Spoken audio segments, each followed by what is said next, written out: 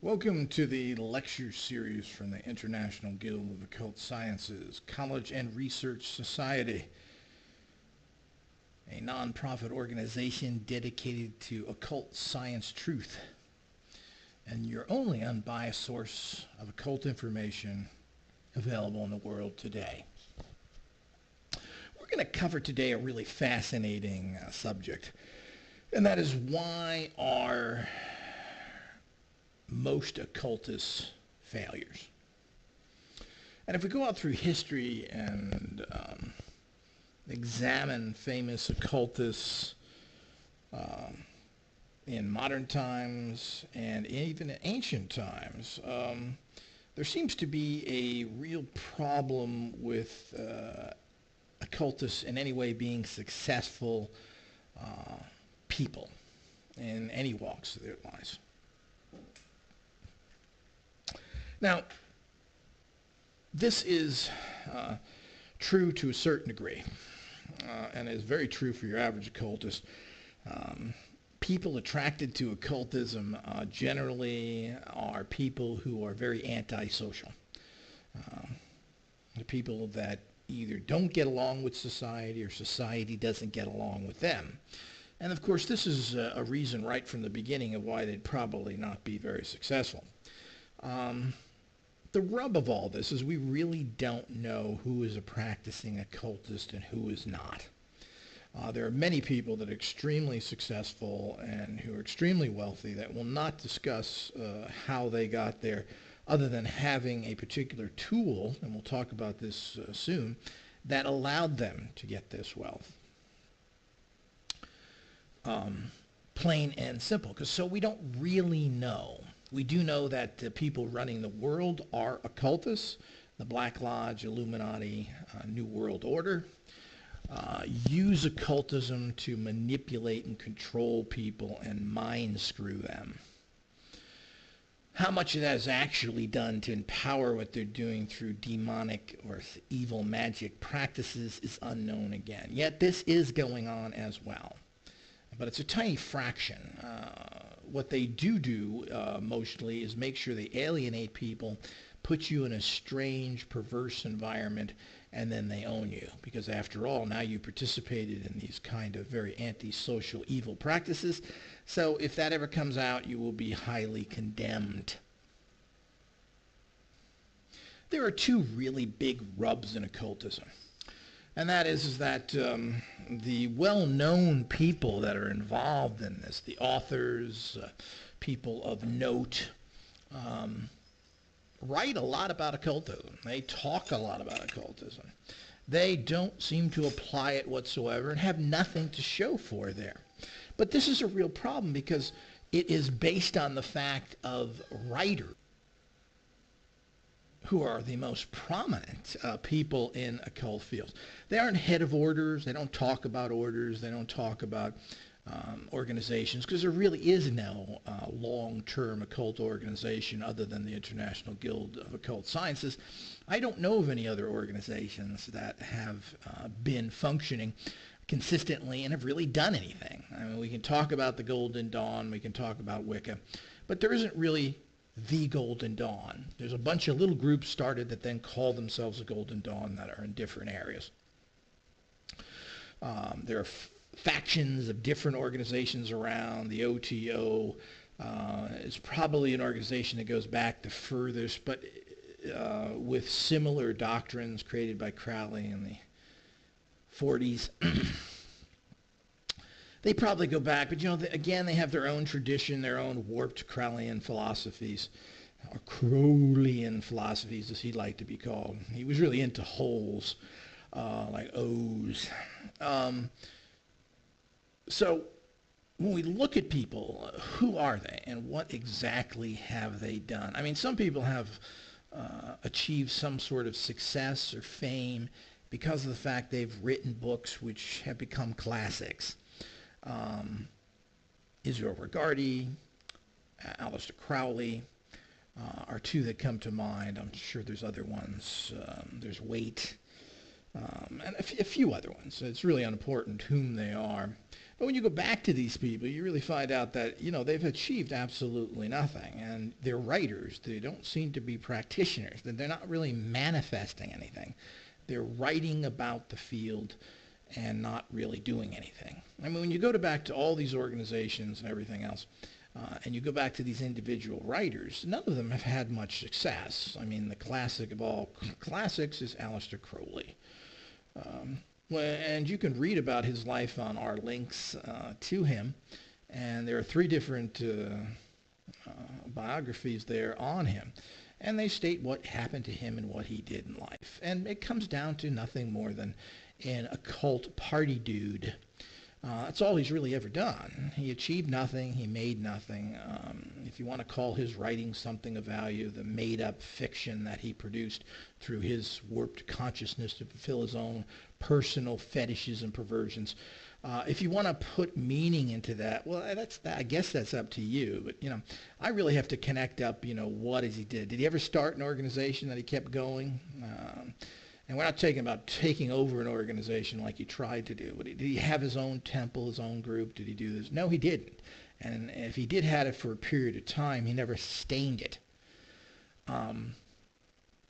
So the point is that he achieved absolutely nothing. I mean, he survived by the fact that daddy left him money, plain and simple, or he would have been on the street, nothing more than a homosexual prostitute. And that's not an exaggeration. We look at other people, and the fact is that you go through it, and they've written a lot of interesting books, and they state a lot of stuff, but what in their life shows that that book of information has achieved anything for them? Since they don't really run businesses, they don't really have an organization to speak of, and if they did, they were very unsuccessful and barely produced anything. What does all that mean? I mean, when you go to people that claim they're just into partying and rock and roll and sex and drugs, first of all, what's new about that? To tie occultism into it is just a personal like.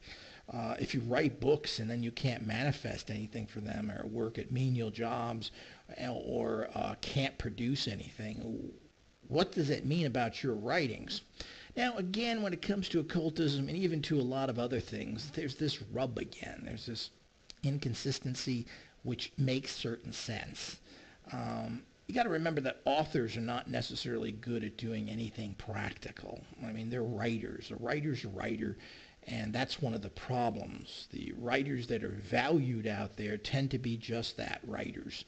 Now, I've known many writers, some of them famous and some of them not. And almost all of them, except for some that were birthed in the guild, that were taken as practical magicians and actually pushed into and guided every step of the way to write something. Because that was part of the guild's attitude, and that is to take the common, successful magician and have him write what he does. Because he's in the front lines. He's generally a person that's successful, and we should hear from them instead of some self-appointed expert writer who has a good education and some Illuminati school and can write well. But of course that doesn't still, and the more writer types they are, the more unsuccessful they are. And of course we dealt with those two for over 20 years, complete and total fat fuck failure, who perpetrates his fraud upon the public today based on our support of him. These little fire demon types that have achieved nothing, live in trailers. So you have to be very careful. But, it's not just that person. It's all the authors. The authors in general, I have yet to find one that was very successful. There's been a few that's had some success, but they're limited again because they're limited people. They have limited ways to manifest. And a writer, what does a writer know? Well, he studied something. A writer is basically a researcher. He studied something, he compiled that information, and he's able to put it out in a relatively coherent fashion in a book. Well, has he tested it? Has anybody tested it? Well, no, the people I got it from say it works. Well, that's interesting. So it speaks highly of it on the can, is what you're telling me. So who has done any kind of research? Well, we still will go back and back to find out who's done any kind of research. People have traditions that they work for years and years and years. It could be hundreds or even thousands of years. Does that mean it works? Well, what have they done? So just because somebody practices a tradition, it is popular, not popular, it's in a temple in the outback of China or Tibet or in South America or wherever the hell it comes from, does that mean anything except the fact that somebody has kept it going because they were somehow able to financially support it? Not necessarily personally, but in terms of religions, the Buddhists go and beg every day. It's part of what they do. So what does that mean? It doesn't mean that it is in any way successful. We look back at all these Buddhic traditions and all the Kung Fus and the Taoist temples and, what have they achieved, how have they assisted the world, and what have they achieved as individuals? Now, there may be a certain egotistical, self-centered gratification that you have become a spiritual being and evolved, but you haven't done much past that, and these organizations haven't done much past that. They haven't brought much to the society. There has to be, in this day and age, and even in the past, you really has to be a business of sorts so you can get the information out to people, bring people in, assist people. And this just isn't happening.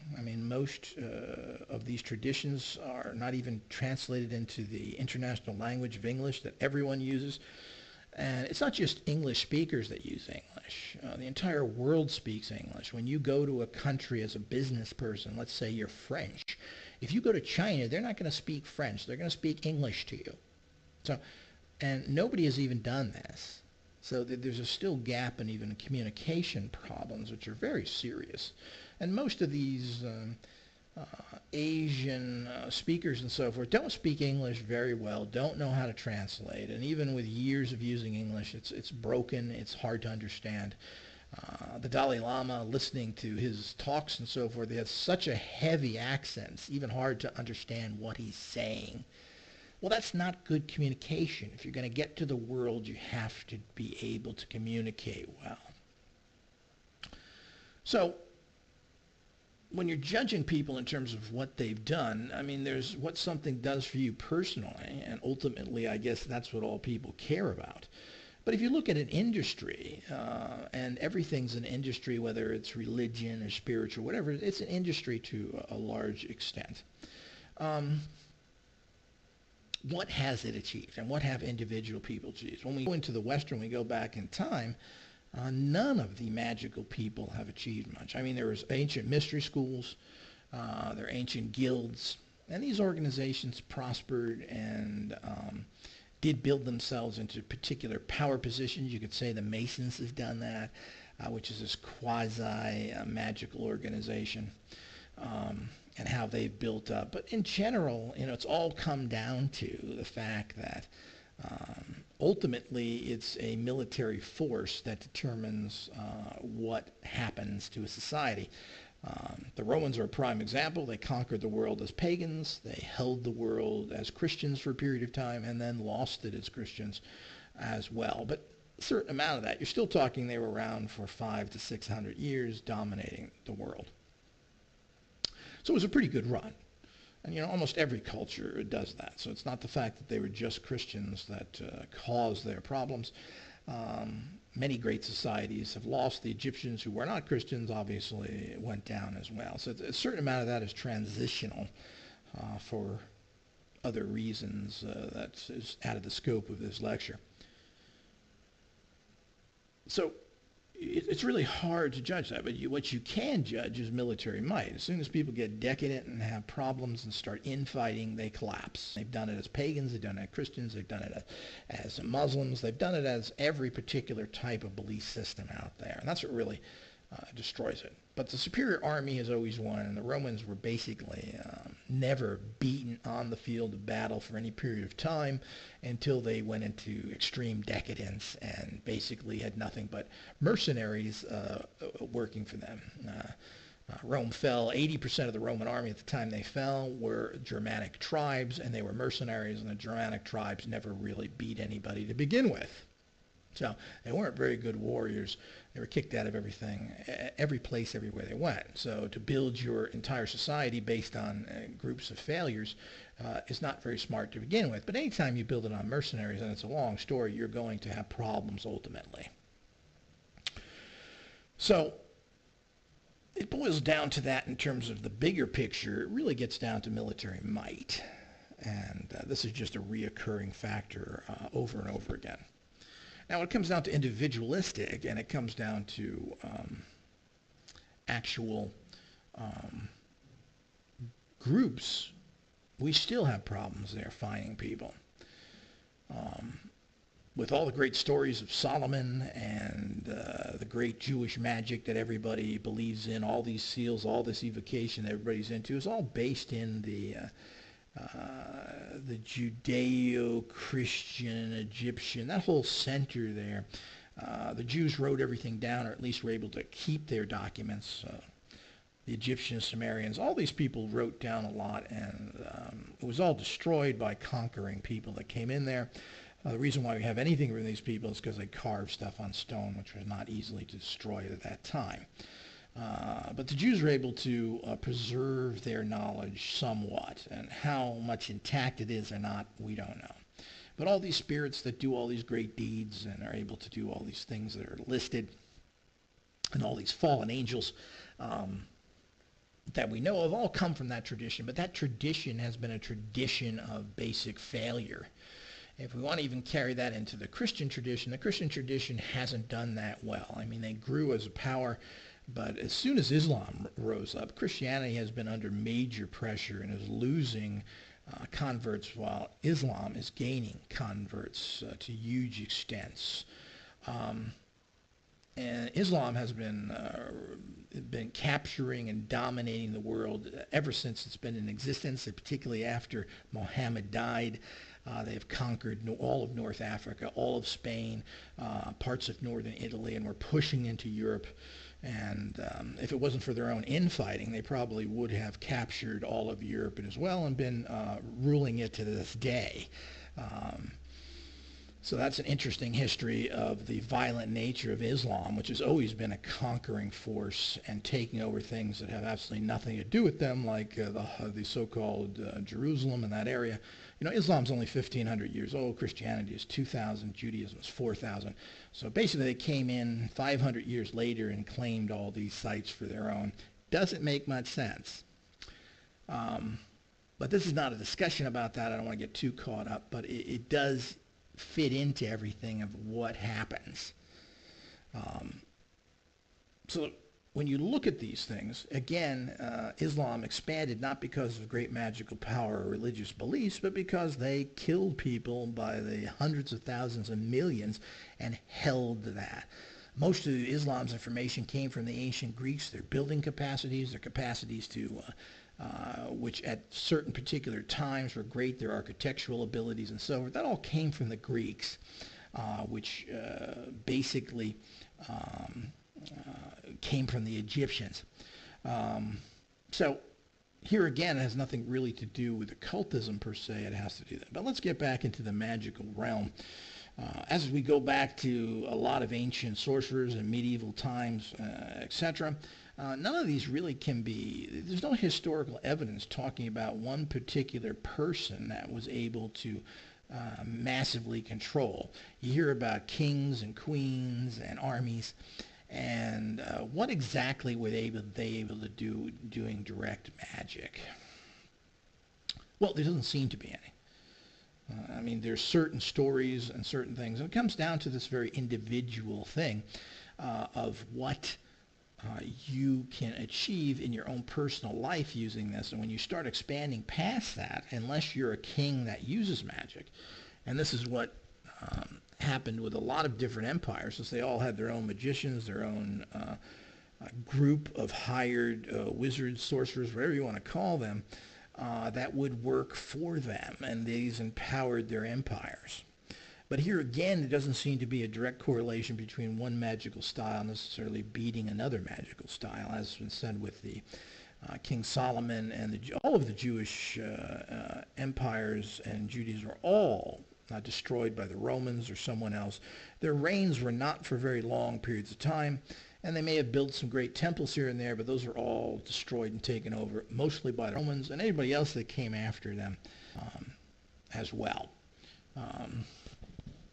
So we get into that issue again that, if they were very magical and all these grimoires relate to Solomon and use his name because he's the well-known, he's the Coca-Cola of the ancient magical world, but Coca-Cola based on what? There doesn't seem to be anything that he did for any periods of time.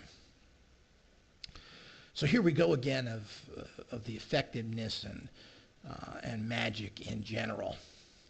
But let's move past that into semi-modern times. We go back to people like Aleister Crowley, Israel Regardie, and many other people like him that were out there. MacGregor was another guy who was an excellent scholar, wrote some excellent books, did some great translations, was running the Golden Dawn which only lasted in the classical Golden Dawn, which was started somewhere in the late 1800s.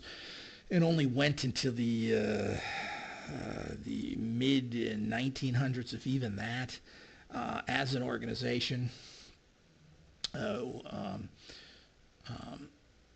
Had no money. As a matter of fact, he got involved with Aleister Crowley, who went over to him when he was living in Paris, who tried to con him into using his money, tried to con MacGregor into having him take over the Golden Dawn in London, because he wanted to run it and was better qualified, and of course waved money in MacGregor's face, which he never really got any of it. Ultimately betrayed him and screwed him over as well, like Crowley was known to do, being the little jerk that he was. But he was unable to, he went back while MacGregor said, okay, we'll do this, because MacGregor basically had no money, was barely living there off of someone else's money. Some rich woman was supporting him, and he had nothing, so he was hoping that Crowley would put out a few bucks to help him and to help the order in general. And Crowley went back to London and tried to take over the lodge forcibly by going in and changing locks, and they called the police on him, had him thrown out, and that was the end of that. So great magical attack that Crowley did to take over the lodge was nothing more than a political move backed by then the appointed head of the Golden Dawn, who was living in Paris, MacGregor. And when it came down to him doing anything to affect anybody or anything else, and for him to take over, even though he had semi-authority, but the police wouldn't give him full authority based on MacGregor's stand of claiming that he ran the organization, he was thrown out on his ass, plain and simple. And because Crowley never achieved anything. He only passed the first degree of the Golden Dawn and then wanted to become king. He bought his way through everything. His Masonic degrees of the 32nd or 3rd degree were all bought. He never practiced that. Come on. He never finished anything that he started. He wanted to play and get involved in his own sexual deviancies. So it didn't empower him. He died penniless and a drug addict. He didn't have much money, that much to begin with, but he never was able to manifest anything. And Crowley wasn't able to get anybody to publish his books. Nobody would publish his porno. Nobody would publish his magic books. Nobody would touch him. So he did it himself. And then, like all these people, makes excuse, well, I didn't really want to make money from anywhere. I just wanted to publish it. I don't want to make money from teaching. These are all cop-outs. They all say this because if they say they want to make money and then you say, well, you want to make money, you've only sold 2,000 books, you're a failure, aren't you? You can't really manifest anything. That's the cop-out that people do. And this is very common in the occult world. They can't prove they've manifested anything. So, I mean, he's the most notable. Again, he was appointed head of the OTO which was a German group, because, again, he went in there and BS'd him, throwing around his wealth, or letting people think he had wealth. And, of course, everybody kisses the ass of a wealthy person, expecting that they're going to get some crumbs thrown to them. And, of course, that never happened. So he took over the organization, changed it all, put in his homosexual magical practices, and made it his little gay sex club, which it continues to be to this day. And they continue to achieve nothing either. They haven't gotten anything out there. They haven't done anything. They exist as small little clubs around the world, spurred on by their homosexual following. Not really what I would call much of anything else. None of these organizations have publishing houses, publish their own information. If they do, it's one or two little pamphlets or maybe a book here. Even to this day, which has changed into publishing has become very easy. You can publish for nothing. You can publish everything yourself by using ebooks. You can go through numerous other sources and have physical books printed for you, including through Amazon, for nothing. And where are they? They don't exist. So they depend on other publishers like Llewellyn and other people that may or may not publish their books, and if they do, they want to own them for long periods of time. Sometimes forever. So what does all this mean? And you go time and time again, you go to these people who claim they have power, yet they don't publish their own books. They don't market their own books. And ultimately, why aren't they able to get a large publisher to publish their books and get it out there? And they are unable to do that as well, which is what most people wanted to do and only could do until recent time. It's only been the last 10 years or so where these free publishing outlets and ebooks that you can place online have become popular. It's only been 10 years, which isn't very long. Before that, generally, if you self-published, it cost you a fortune, or you had to virtually hand-make, like the Guild did. We hand-made all of our books from scratch, and it's a very expensive, time-consuming, difficult process to produce nice hardcovers, or made inexpensive spiral-bound editions that were available. You either had to do that, and all that is very time-consuming and very expensive, even in itself when you're doing it individually. And you had, and if you had things published by printers, you would have to buy, hundreds of books that would cost you thousands of dollars. And if you wanted to print a lot of stuff, and you print 2,000 or 3,000 books for X amount of money, you can't do that then. You'd need $100,000 to publish 20, 30 books. So there's a lot of handicaps in the past times, but if people are going to claim they have such great magical powers, then they should be able to affect publishers. This goes right up into modern times as well, which we'll discuss here. But before we jump into modern times, we look at all these old classical types. The Theosophical Society, of course, published their own books and continues to, one of the few successful organizations out there. They have numerous writers and have always been publishing and putting books and getting them out to the market. I guess you could say they're the one metaphysical society, but you got to remember they're not really, we're talking mostly hardcore magical people that are doing practical magic. The Theosophical Society is more philosophical, spiritual. It's quite different. But at least they're an alternative organization that has done something and has continued to do things and is still publishing today. Even though they're not much of a force, it doesn't seem that much news coming out, and they don't seem to have that many new writers. It seems to be all the book from the last 50 to 100 years. And they're the only one that really can be given credit for anything. And they do have their little offices, buildings, facilities. They have money from somebody and make money, I'm assuming, from their publishing outlets of these books, which they're able then to run it. Again, they have to run like a business. You got to make money. Money is part of the reality. If you don't make money, you have no organization. If you want to get information out under that title, under that business. Now, what most people do, of course, is they use the practical information to manifest in their own life, and we'll get into that as well. But again, they're not a magical group, so they have a cop-out, but they've been successful. The hardcore magical groups, the voodoo people, the other type groups out there, the more witchcrafty, have done absolutely nothing in terms of a group itself. There's no practical magical organization existing today that has been out there for 30, 40, 50 years other than the International Guild. And we're the only ones that have done any research.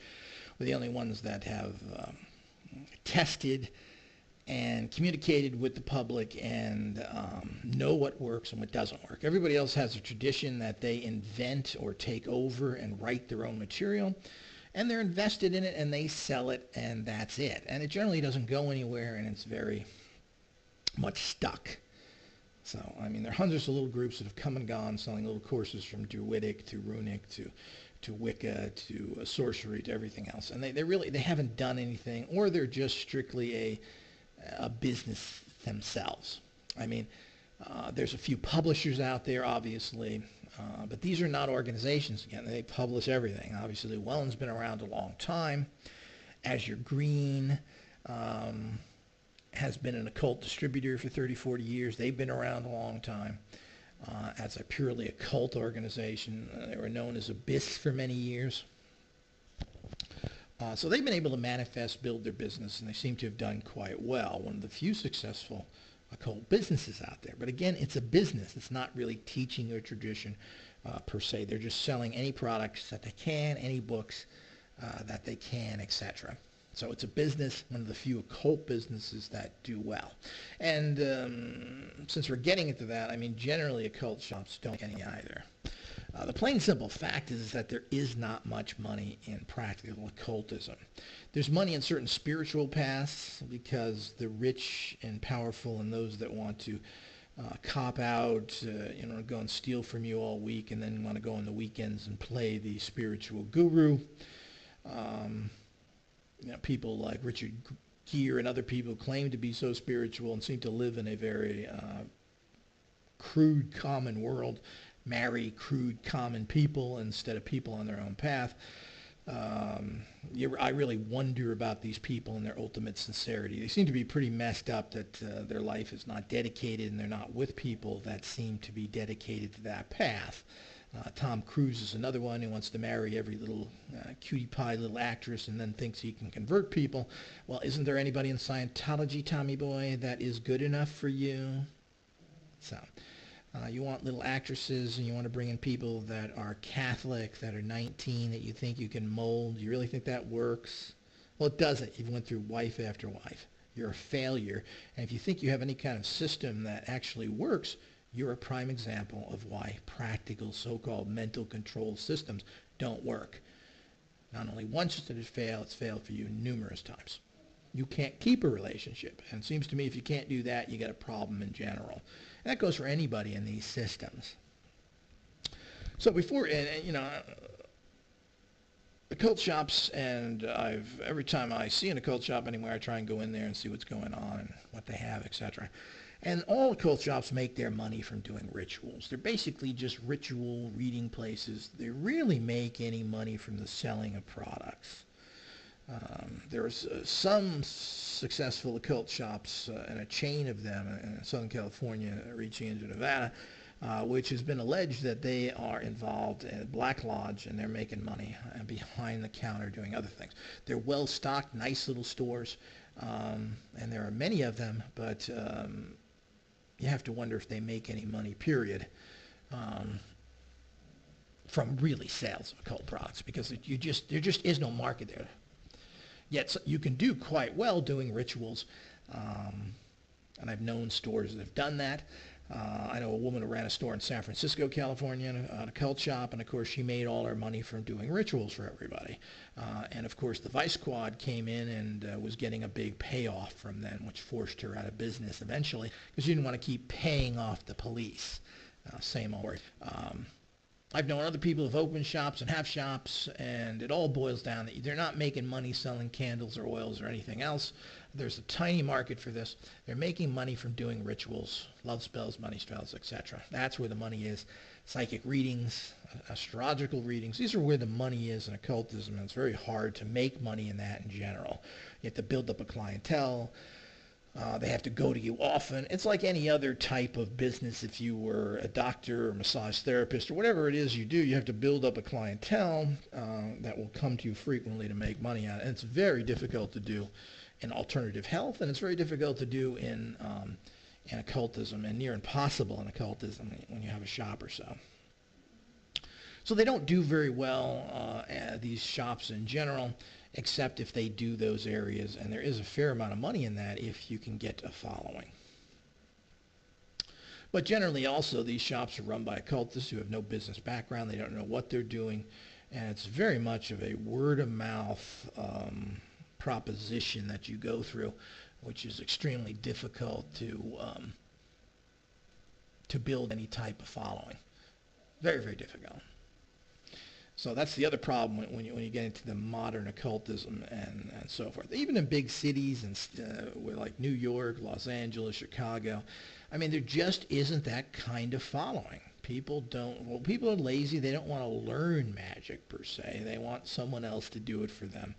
And I fully understand that. And if you get a good practitioner, it's worth a lot.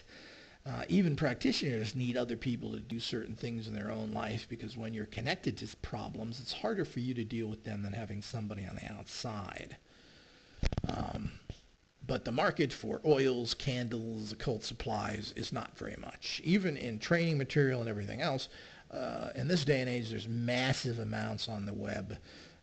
And almost everything out there, unless it's extremely specialized with and tested like the Guild does, which is pretty much the only organization that does, is available for free by the hundreds and thousands on the web.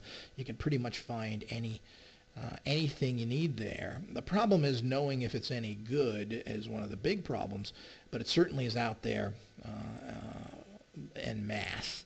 And I guess people are buying some of these highly pushed books and products, which you see marketed. Quantum jumping seems to be everywhere, and apparently they've done well. But again, it's not quite magical. It's kind of an in-between thing. But I mean, the amount of advertising they do, they're absolutely everywhere. I'm assuming they're doing well. It's one of those new agey type things that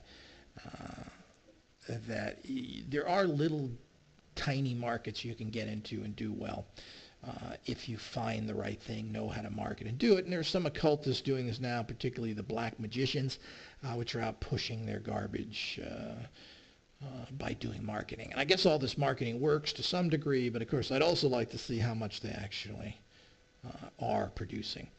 The actual, if you get into the new agey quantum things that catch on, like the book The Secret, which is nothing more than standard visualization with a Christian twist on it, just something that was luckily caught on using pretty much using rehashed old stuff that really wasn't even as good as the original writers did, is one of those lucky things. Quantum jumping is somebody's invention of this, creating energies from different worlds and bringing it into your own different realities. It's an interesting take, and it's a fascinating concept, but highly pushed and pretty sanitized because it's not really magic. So it's not really occultism per se. It's almost, it falls into that visualization, meditation area.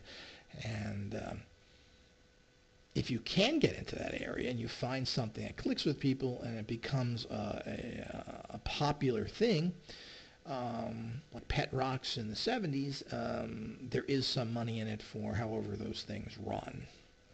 But there's an awful lot out there, and what most of these people want, you can get the same information for basically free or for very low cost anywhere else. So it's not exactly an area of profit for anybody to go into.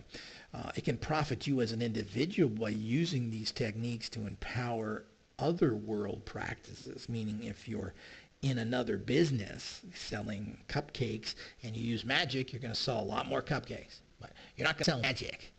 So, because there just isn't a market there, and there isn't much follow-up. I mean, wealth is created by people buying products over and over again, similar to Microsoft, which you have to update your software all the time. It's never done right. It's always done again, and it's better. But, stuff we had 10 years ago or 2 years ago is crap because we found all the errors we made. Now, here's the new one you have to buy. And some even have monthly fees on their software. So you can imagine the kind of money that's made from this repetitive, and there's no physical product, it's delivered to your home, it's all profit once you get past the engineering costs, which are high and not considering the volume that is being done. The amount of sales, everything is relative. People think, well, if you make a product and you have to have a mold made for $10,000, well, that's a problem. Not if you're selling 100,000 units. You sell 100,000 units, $10,000 of that is only a few bucks in the cost of the product. Everything is relative. If you sell 5,000 units, it costs you 5,000 to make a mold. That's only $1 per sale out of that. So if you're selling something with a profit of $20, only one of that percentage goes to the mold. Only $1 of that 20. So everything is relative when it comes to business and everything else. So when you look back to all these people in the 30s, 40s, 50s, and 60s, what exactly have they done? I can't really find anybody. I mean, there's these classic writers that everybody likes. But as I say, they themselves have done absolutely nothing. And some of the most cherished writers have done absolutely nothing. I mean, you look at Israel Regardie and other people, they've all had mediocre jobs working for some nebulous institute or doing something. And, being an author, again, is not something that pays you a lot of money. Maybe if you're Stephen King and you're selling hundreds of millions of books all over the world in every possible language, yeah, you make some good money. Or some other popular writer that's selling hundreds of thousands of copies of a book. In general, occult books don't sell that many. I mean, a really good occult book will sell 150, 200,000. People like Anton Lavey, the Satanic Bible, probably the most popular book in occult history in terms of sales, sold over 1 million copies. Yeah, but it's a paperback book that sells for $3. An author's not going to get much of that, maybe 10, 20 cents a sale. It doesn't add to it, and that's over 30 years now. You got to remember, yeah, if you sold 1 million copies in a year, you'd make a lot of money for that year, if that continues. But he sold 1 million copies in over, it must be 5, 10, 20 years. Who knows how long that is. And of course the Church of Satan went out of business because they had no money. They were a failure. They had minuscule memberships with hardly any money coming in. And of course his wife made sure that she had the coup de grace, the final blow to that organization when she divorced him and filed for the separation of the organization so she could get money out of it. But there wasn't much to get out of it to begin with.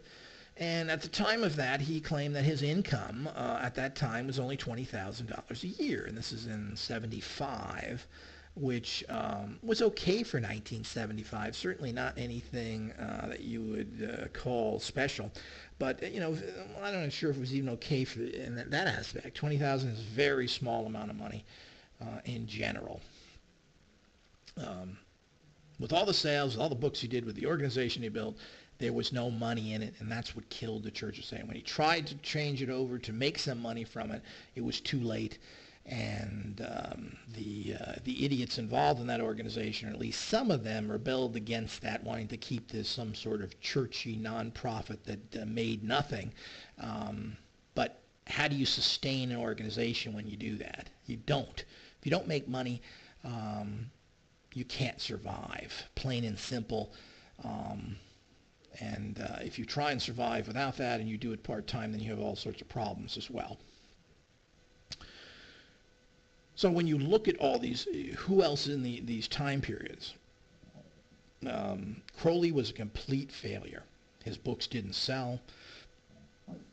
Didn't sell back then. He really wasn't very popular. He got some attention at that time, being courageous, possible to get in the news, and then tried to backtrack when it turned on him and people saw him for the deviant he was. Nobody bought his books. Nobody bought his poetry, which he was imbued in doing. He wanted to be this poetic flop, and really very typical of the late 1800s, early 1900s. I wanted to be this rich little flop that just wrote, this kind of trashy garbage poetry and other things. But nobody bought poetry whatsoever. Everything he published was nothing but an ego thing. It sold nothing. Friends of hymns, as I said, Israel Lagarde, which was a friend of his, wrote some books, and they've had mediocre sales through the 60s and 70s. Austin Spar is another famous one who achieved nothing, lived in poverty, and came up with his own little sigil magic systems, which are interesting. But he achieved nothing. He was an artist in total failure and living in poverty. I mean, these are facts, and not even, these are all notable and can be read about, etc. So, I mean, there were the rich flops like Crowley, who daddy left them money, and the poets that were there. Yeats was involved in that he made his money from other places and had a certain popularity. And it goes on and on that most of the people that started the Golden Dawn were all rich society people that had money and didn't make any of it from doing any practical magic. And the problem when you have money is that you're not interested in practical magic. Generally, you make your money from your education, whatever you're involved in. You don't see the value to trying to manifest. It's fairly rare that you see that. There are some people that are doing okay, but they generally are looking to make more money, which means they're not doing all that okay. They like the extra money they make from or need it, even if they are making money. I knew people that made $100,000 a year and then liked the fact that they could make $700, $800 a month doing ritual work because that paid a rent or a car payment or whatever. So they're motivated by that as well. But people who are really successful generally, and they don't seem to hire people either. There doesn't seem to be much interest in that. You'd think that there would be a lot of work for, but there really isn't. And apparently successful people don't want to be anywhere hooked up with magical people. They don't generally hire people. There are the rare ones. We've heard about this over the years, and the only people that really have been on astrologers. You know, Ronald Reagan used to use an astrologer. A lot of successful rich people would use astrologers and use that information to make deals. You know, that became more and more taboo, and in the last 10, 15 years, it's thought of as evil occultism nonsense. But a lot of people still use it to some degree, and there are these intuition coaches that help some organizations and have a few clients that pay them a fair amount of money. But it's pretty damn rare, even though astrology is still popular with some people, and again, it's kept on the down low. We don't know how many people are using astrology to make decisions, sell stocks, start companies, or all the things involved in it. They're not going to come out and state that. If you're a big, rich person who has stockholders that you have to cater to, and they come out and find, yeah, we did real well last year because we used astrology, they're going to be nailed to the wall, because the general public has been brainwashed with the Black Lodge Illuminati force that anything to do with metaphysics or occultism is totally evil and terrible and should never be touched. So, of course, that allows them to use all of that to gain greater power and to be more successful, while they demonize it in every other area. It's a very sneaky aspect of using it, is that, it's all terrible, except they use it all the time while you use nothing because they told you how terrible it is. But the average public or the average wealthy person will never tell you, and that's the rub I talk about, if they have or not. I know psychics who have used it in stock transactions and have made millions and millions, and in other practices. Even groups of them that live in huge houses that have very little income have made it from stock deals and other things. They're not going to advertise it. It's dangerous. Dangerous in many ways, which is another rub. If you have power and people know it, they're going to come after you. They're either going to eliminate you or they're going to use you. So there's an awful lot of dangers and confusion when it gets into this world. Why are there so few public occultists that claim they have their success strictly from occultism and occult practices and using practical magic? Well, there really isn't anybody, even in the field now, where there are people out there stating they're occultists and black magic magicians that claim they are so powerful and are doing everything magically.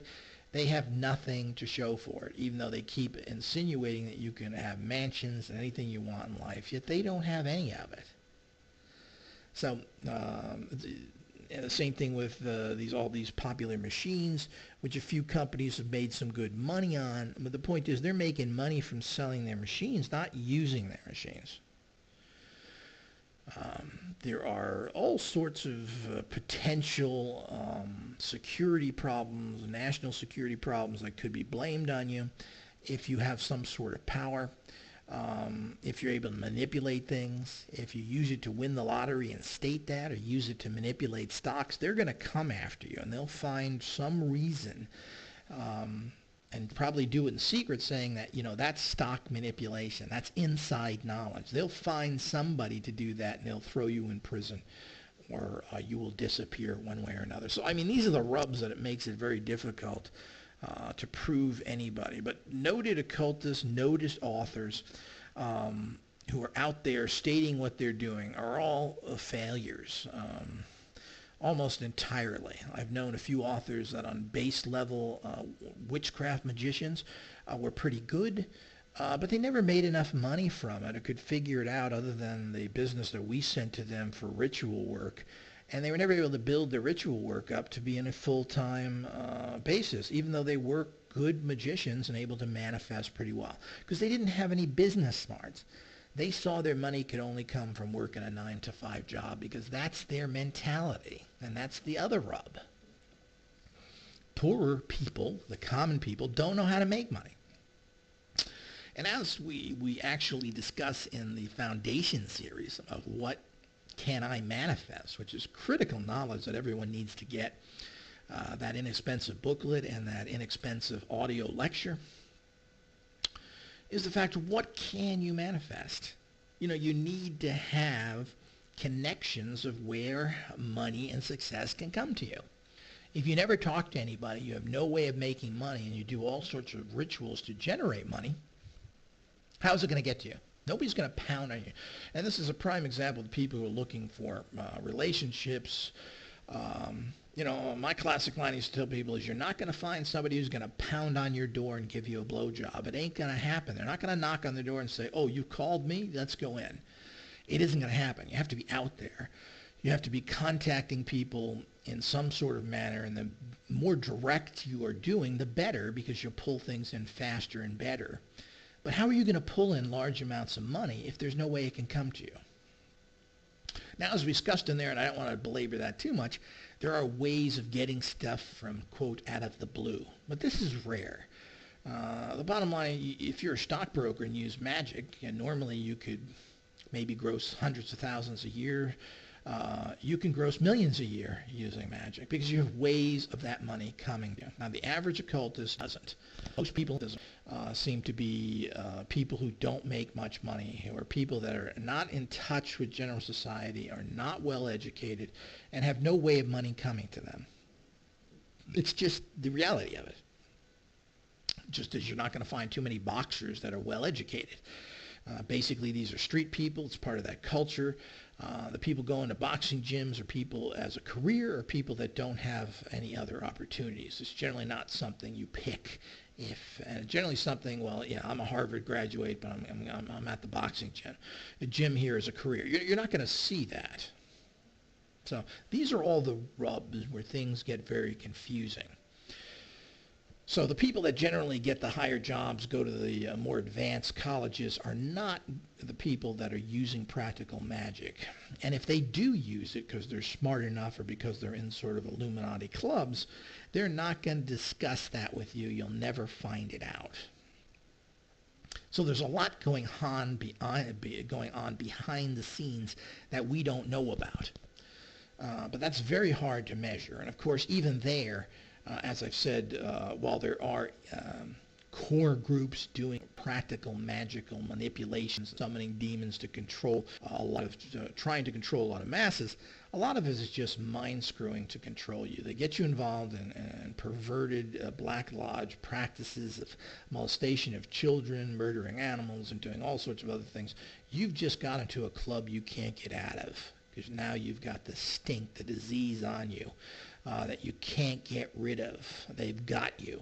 So these practices are done to control you and use you. and not to empower the process going on. It's easier to empower people instead of using magic is you just take your wallet out and you buy them. And once they take the money, you own them because you can always go back to it. So this is the reality of the bigger picture. Why count on magic when you know the greenbacks do it quite well unto themselves?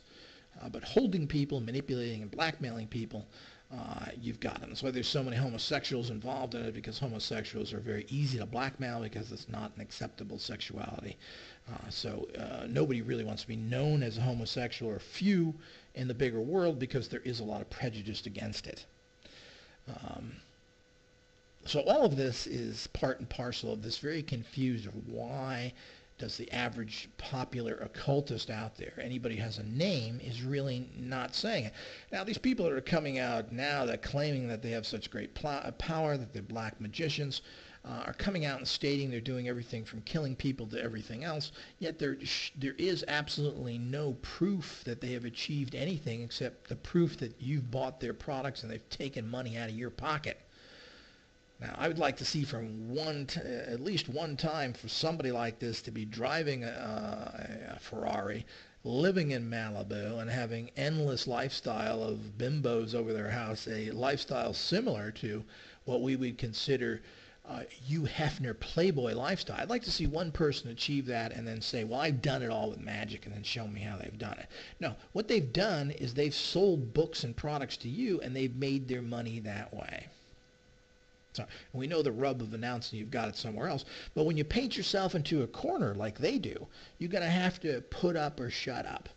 And the bottom line is they can never put up. There's absolutely no tracing of it. The people who talk the most about cursing and killing people with magic, the big tough talkers tend to have done absolutely nothing.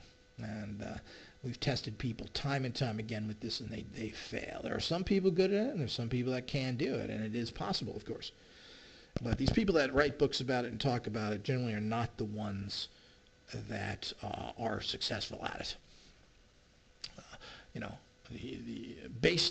Basically, occultism lives by the rule of be quiet and act, not announce.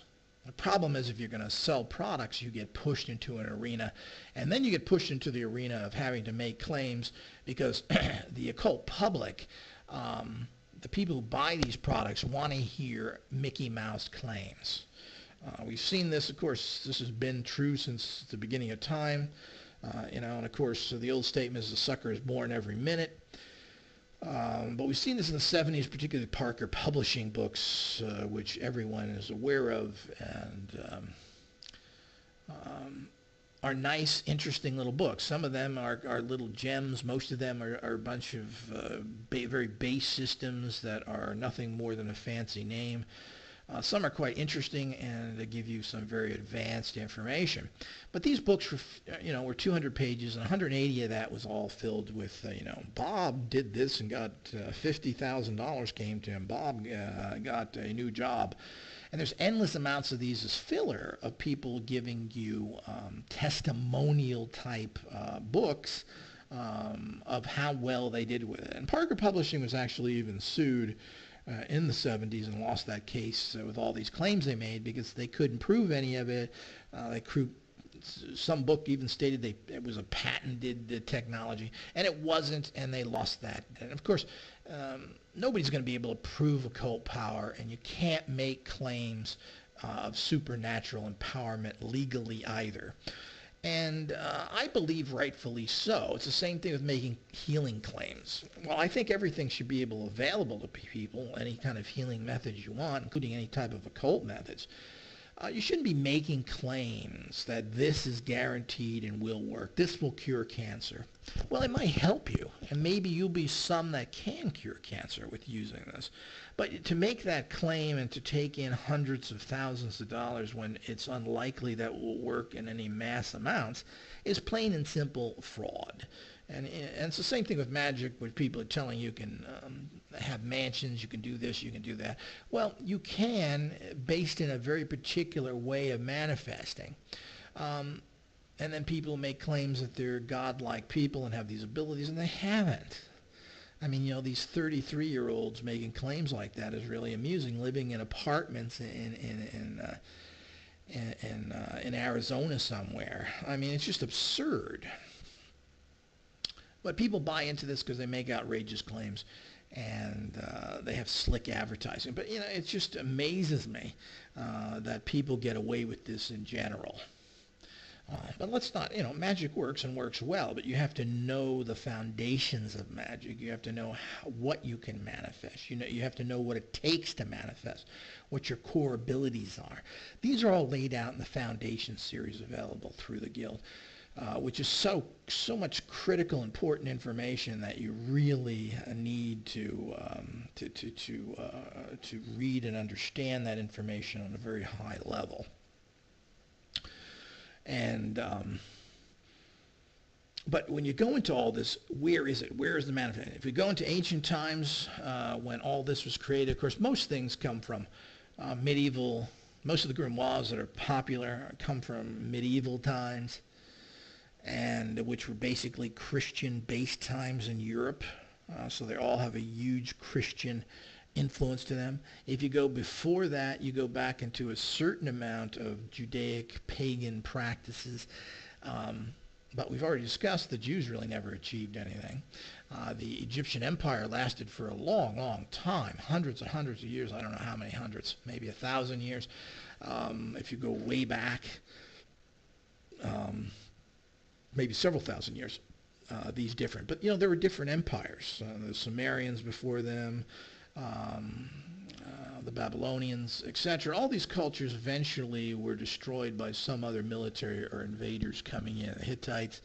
And there's a lot of mysterious things. We don't know what happened to them. But all in all, this is not kept up. So, we look at Egypt today, and it's just a bunch of mess of Islamic nonsense. And there certainly isn't any great power there. The Jews hold Israel not from Solomonic seals placed on the battlefield, but through massive military hardware that they have and their abilities to function as a military power. Here we go again. We move, in ancient times, as I said, all these, the Israelites were virtually destroyed on numerous occasions. So Solomon's power certainly didn't work there. And Islam didn't happen through Islamic magic. It happened through the fact that Muhammad raised an army and conquered a city and appointed himself the prophet. So it wasn't, again, a spiritual or magical energy. It was a military force. So when we go back in ancient time, you can't really trace that it was this military power. All of it, and all the conquering countries did it through military force. The Vikings and the Northern Europeans were a military force. They were not a magical force. The Normans and everything else, all were military forces, and there were magical aspects to it. But while the Druids at times were able to, and I'm sure that all of these societies are able to use magic in certain particular battles, most of the time it had little to no effect in the bigger picture.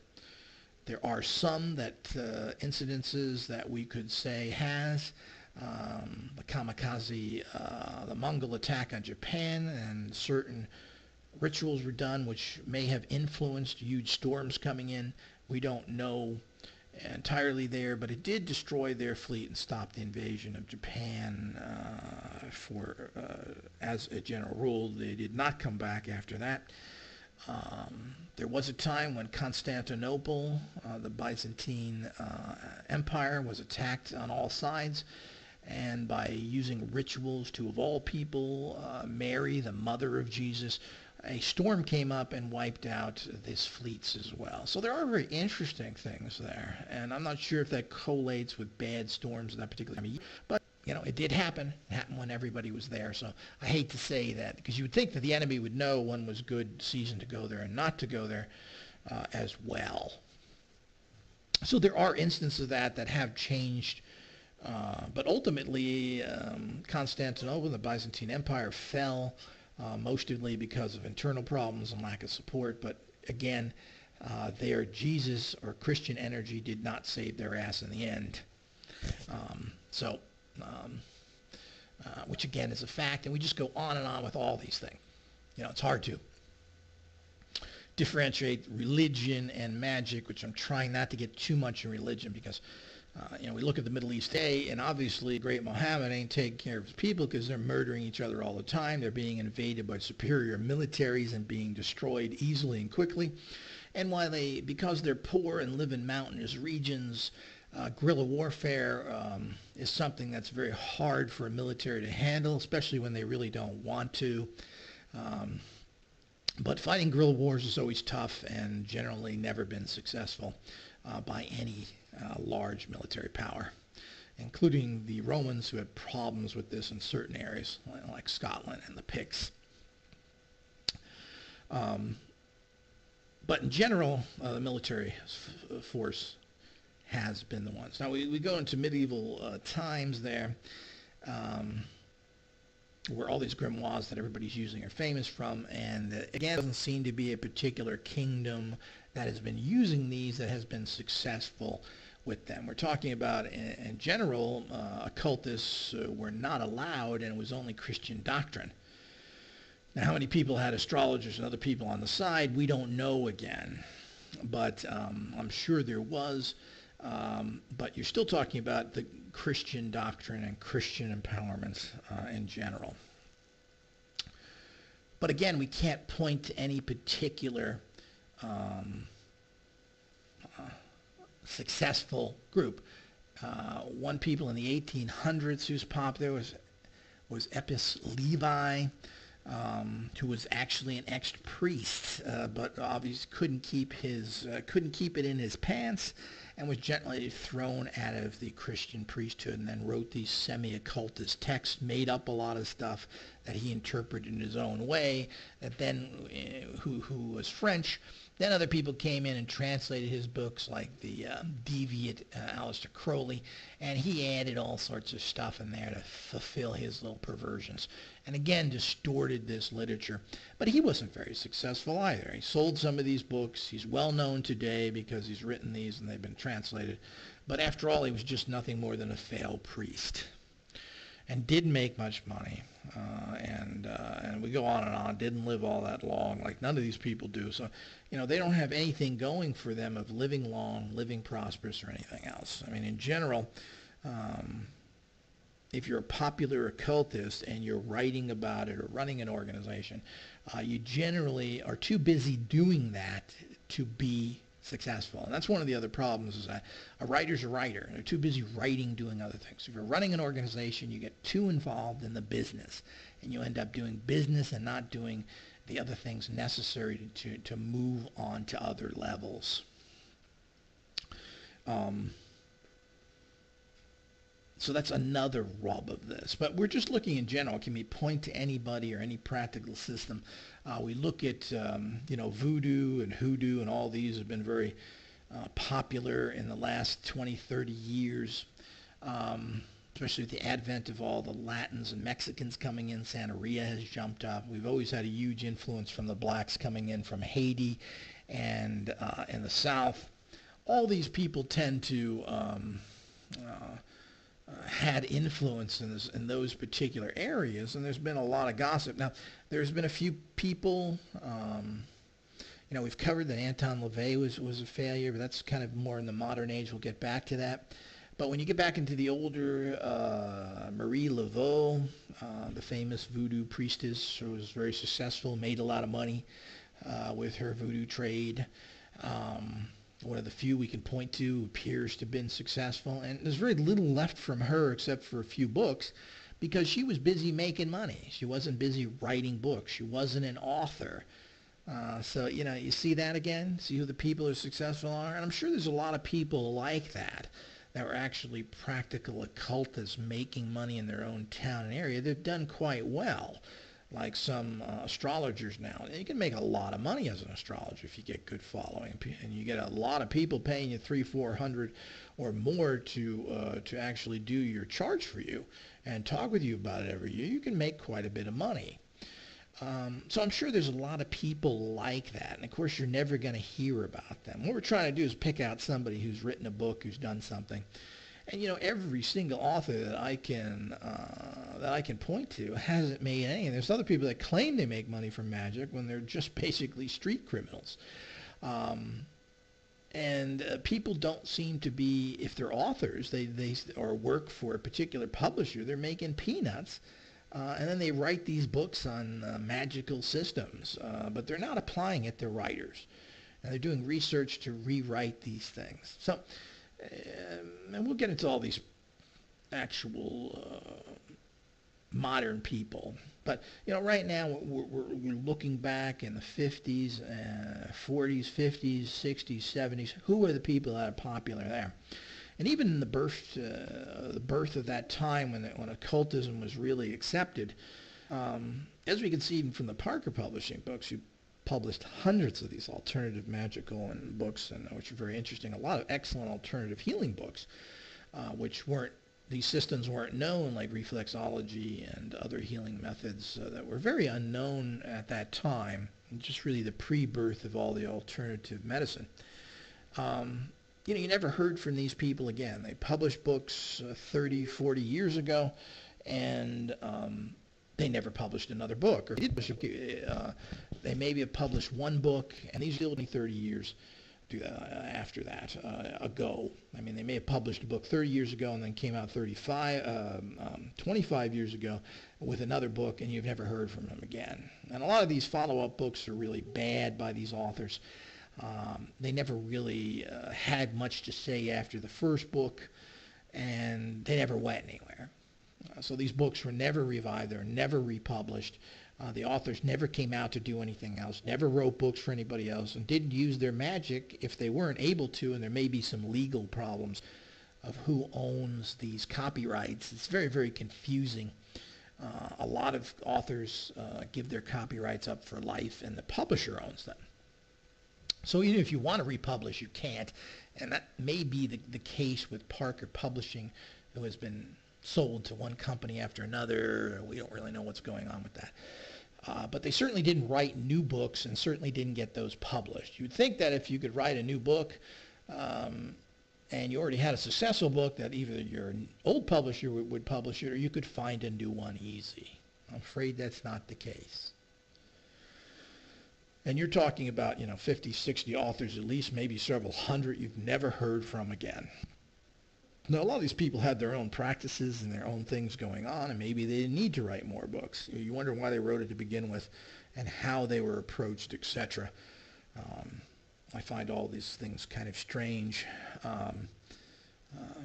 to try and figure out what is going on there with any particular person. It's hard to read their bios, to figure any of that out, etc. Some people ran their organizations, and did publish a few books, 4 or 5 books. One of those was Al Manning, who ran the ESP Institute down in Texas for many years and was active up until the time that he died, doing very inexpensive rituals for people, running the ESP lab, I think he called it there. One of the few that did anything from the whole Parker Publishing authors. I think the only one that's ever done anything. I can't really find anybody else that's done anything. Of course, you got to remember that the books were published in the 70s, and most people were probably may have been in their 40s when they did it. So if it was now today, you're talking about they would be 80 or so years old. But nothing happened in the new growth of occultism in the 80s with these people, except few that went on. And Manning had modicum of success, from I can tell. I don't know what kind of a following he had. People seemed to love his books. I don't know if his ESP lab, and he used to charge $5, $6 for some sort of rituals. And I don't know where they went from there. I don't really recall, but they were inexpensive. He'd have to have an awful large following to make much money from it. But at least he had a modicum of success. He's one of the few, again, we can point to. There's a few of these out here. I'm sure I'm missing a few people, but when I go through the Parker Publishing authors, none of them did anything. And they didn't have any follow-up books to speak of. in modern times. We're talking the last 20 years. They published books in the 70s, and that was it. And they died with that publisher, and they weren't able to manifest it. So that's a lack of power, again, and also shows you that they're very limited.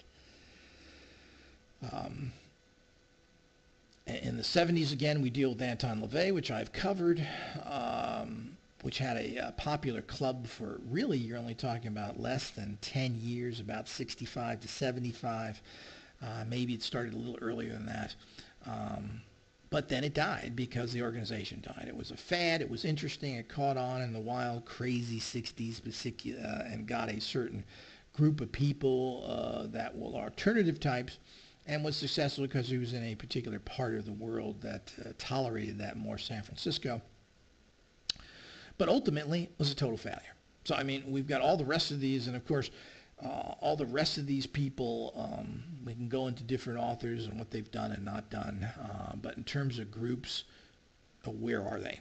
Nothing happened. In the revival in the 80s, which is pretty much I like to call it the silver era of occultism, when Wicca and everything else jumped up into popularity again. And well, Gardner was already dead by then, who started his modern witchcraft tradition, and he didn't make much money from it. He was a retired customs agent from Hong Kong or something. So again, he didn't make much money from it. So we go into the 80s, and there's a huge amount of people writing and starting organizations. Hundreds of different organizations were started, from Santa Rita to Voodoo to Hoodoo to lots of Wicca. And of course, the old organizations popped up again, the Golden Dawn. The growth of satanic organizations started then with the numbers. The Temple of Vampire, which a lot of people know of or are members of. All these things started in the 80s and built up into the 90s, when they were relatively well known. But again, the actual following and success of these particular organizations is minuscule. They sell a few items, they sell a few books. And what are they doing with it? And the people involved in these organizations, again, it's a business to them. They make a few bucks, but they're not really getting wealthy from it. If they were, they would state it. And they're not. And people don't even know the history of so many of these organizations. So one of the famous organizations that came out of the closure of the Church of Satan was the infamous Temple of Set. And that very educated, Illuminati-educated class of people that were allowed into the upper realms of the Temple of Set, and who continue to run it today, which are all highly educated and highly well-schooled Illuminati college-trained PhD-type people. That got their degrees from universities, semi-top universities. None of them are Ivy League schools, but their actual writings and scholarship looks like some sort of college term paper. I mean, that's how they write. That's the attitude they take. That they're researchers and intellectual class and all of this. But here again, when we go into whom they are and what they manifest, and we cover this in greater detail, and I will cover it here because it's critical for the understanding of success. But you can check out that lecture on the Temple of Set and the Church of Satan. But here again, Michael Aquino, who was did not go up through the normal. He was a reserve officer who went into the military, was brought into the military, or then went into the military as an officer and rose to the rank of colonel. Didn't do that magically. I mean, he got an excellent education. I'm sure he was in the ROTC. His family was wealthy. He was able to go to good schools, get the degrees in political science, and he has a PhD as well, which aren't exactly genius courses. You know, everybody takes political science because it's easy and you can get a degree. I went to kind of got his degree from University of California at Santa Barbara, which is kind of hilarious because it's kind of a hippie surfer college.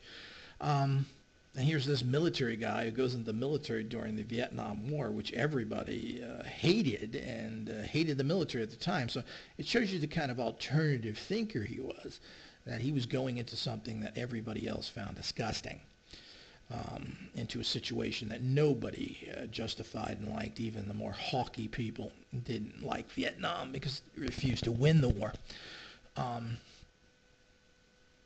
But here we go again. He stole everything from the Church of Satan, the structure, everything about it, even the people there that he started his organization with, the small group when he left the Church of Satan, which he was wrote the actual newsletter for a period of time, was a member and went up in the ranks there, and still would be there if there wasn't problems. But he got that all from somebody else, and he didn't build it from scratch like Lavey did with the Church of Satan. He brought people with him. He took the cream of the crop of these pseudo-intellectuals that agreed with him and put together this whole organization. Of course, having the writing skills that he did, he's went through numerous military training colleges, and obviously has writing skills and those abilities, put together this whole pseudo-intellectual system with a bunch of his pseudo-intellectual buddies and formed the Temple of Set. And because of this highbrow attitude coming from kind of the lowbrow of the Church of Satan, he got a group of people that were thought like him. It's still a very small group of people, regardless of whether they have small little groups around the world or not. You're not talking about more than a few hundred people in general. But here again, it's not a business. He's not made wealth from or got anywhere because of his magical power. This is a highly educated person who makes a lot of money as a military officer, probably has an excellent pension, and did well in general, being a military officer, which have lots of perks and everything else. Not to mention the hilariousness of getting a government check. So the government was paying this black magician quite well, and he was prospering within this system that had absolutely nothing to do with magic whatsoever. His promotions, everything that he got, were all based on his educational abilities and had nothing to do with magic, because none of it was given to him. He earned it all. And he was already a career military officer when he was in the Church of Satan. He didn't become a career military officer and go and become a colonel because of magic. He was that already.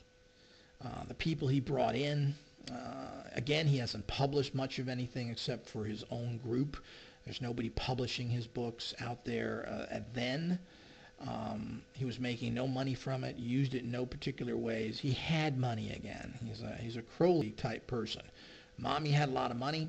He had his own career. He was left several $1 million in, I believe, 1985 or something, by his mother, who was very successful in the real estate business in California. So he had money. He didn't have to make money. And that, of course, puts you in a very powerful position where you are not bothering running a business.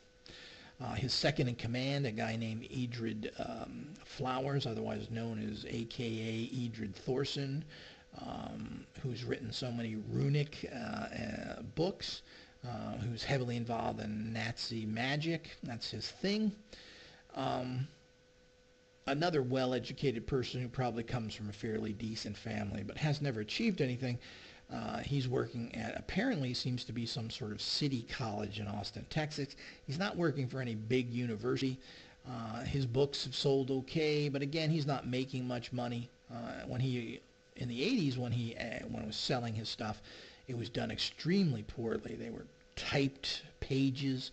Here's a guy who's involved in a college professor, and all he could come up was half page. You know, you write a page and they reduce it down half to save money and make you a booklet of typed, tiny type, really poorly crap done.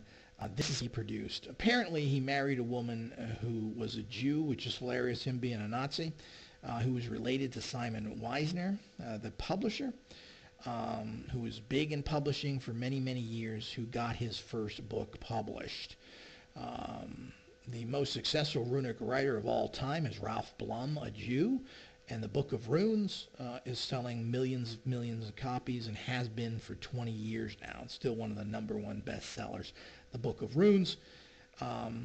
Well, big tough Temple of Set Nazi boy didn't produce any of that. So these people show absolutely nothing from their particular magic. They now are coming out here in all this time because of the Black Lodge assisting of them, because things have gotten so low level and so controlled by the Black Lodge organized crime that Inner Traditions is now publishing their books that they tried to get published over 30 years ago. Lords of the Left-Hand Path, their S&M Magic books, and a few other ones they're coming out with, all were written 20 years ago, plus that they were unable to get published by anybody else. I believe some of these were self-published for a few years. Now, Inner Traditions has been picked it up, or forced to pick it up. Who knows what the real story there is? I don't know. All of a sudden, they're mass marketing the Temple of Set literature. But, you know, Aquino now is no longer, he's an old man. I don't know, he must be in his 70s. He's no longer running the Temple of Set, a fiction-type writer of higher education who's known for his Necronomicon type writings and has written for science fiction or horror magazines, and again has some sort of college degree or PhD along with this Edred Flowers, who still runs his own little rune guild, publishing certain little pamphlets and other things.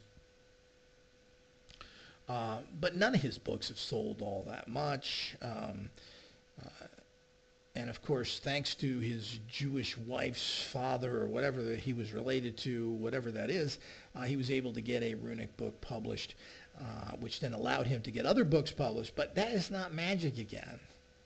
So you should be able to get someone to publish your book without having to do that. And it took him 20 years to find a new, and it wasn't done with magic, I'll tell you right now. It was done by criminal pressure or the actual infiltration of this publisher to get them. Why they decided to publish these people now is because of the fact that satanic belief in black magic is what occultism is now today. That's what's out there. That's what's popular. That's what people are into. So that's why they're publishing these particular books now. Many of which are available online for free. So where is the power there again? Here's a guy, and Edred Flowers works for, as I said, he's apparently state college or junior college in Austin. Certainly not a very big position, he doesn't have huge big sellers. He's selling, how much he's making from his books must be fairly minuscule. I'd be very surprised if he was making much of an income from it. There's not a lot of money in books, period. You know, unless you're Stephen King, you don't make a lot of money. Most authors make virtually nothing. So most people use authors as to springboard into consultants and doing all sorts of other things. And they don't make money from the actual publications. So here we go with the three people that are ahead of it. Of course, Aquino's now old and retired, who's basically made his money from the government. And Mommy, you have another guy who, I don't know how Webb makes his money. He certainly can't be making much. I believe he's working for some regular educational, just like Flowers. And none of them are getting paid. They're getting government checks, and they're getting paid your usual salaries that whatever professor gets. But again, they are not making their money from the occult directly. He's not selling enough books to live on. He's using that as supplemental income. Both Webb and Flowers are doing that. They're not living off the sales of their books or from products like that, or using that money to make other money. So here we go again with these modern people in the 80s and 90s and right up to today of how they've been making their money.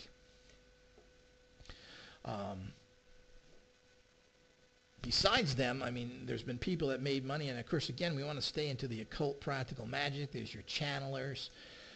that have been on TV. There's your psychics who ran their TV, had their course. They ran their course. They made a lot of money. The Dead and Spirits, Van Prague, and other ones. They've all made good money. And, I'm assuming they can. You get your following. Anything else? They have their following, and I'm assuming that. But that's New Age again. It's not really magic. It's putting on a show. It's being promoted in a particular way and making money from it. And that's what really has to be a big differentiation has to be is from where is the money coming from. And as I said, the rub there is that people who are doing it will never know. But we have to also look at who's been around for a long time, what have they produced, and what are they doing in general. And of course, with the new crop of people coming out, what few there are in these areas, what are they producing? There's a lot of slick ads. There's people that are using these clickbank type ads where you sell online and pay a bunch of people commissions on that help you sell your books. Again, how much empowering they're doing, I don't know. It's mostly just straight out business. If you use these kind of internet methods and you get out to enough people, you're going to get a certain amount of sales. And it doesn't seem like these people are in any way magical orders in any way. They don't even state that. They're just companies selling a product or reselling somebody else's book that's been written. Here we go again, making lots of claims with really nothing to back it up. When you get into recent times, there are different people out there selling things. And again, they're selling things. And they keep making more and more outrageous claims. Of course, now that everything's black magic and controlled by the Black Lodge, except for some of the very few sources like this organization, it's all basic business and creating things. And there always seems to be some sort of Black Lodge satanic connection. The hoodoo craze of recent years, which has been pushed pretty much by one person at Lucky Mojo, Catherine Ironwood, is heavily connected in Satanism. As of recent, they've taken down information, but her husband has all sorts of YouTube videos and other information. We all have, I have copies of all these things. This is what they're into. And she took books that were hard to get and little known, created her own business, and in general, created this whole voodoo thing.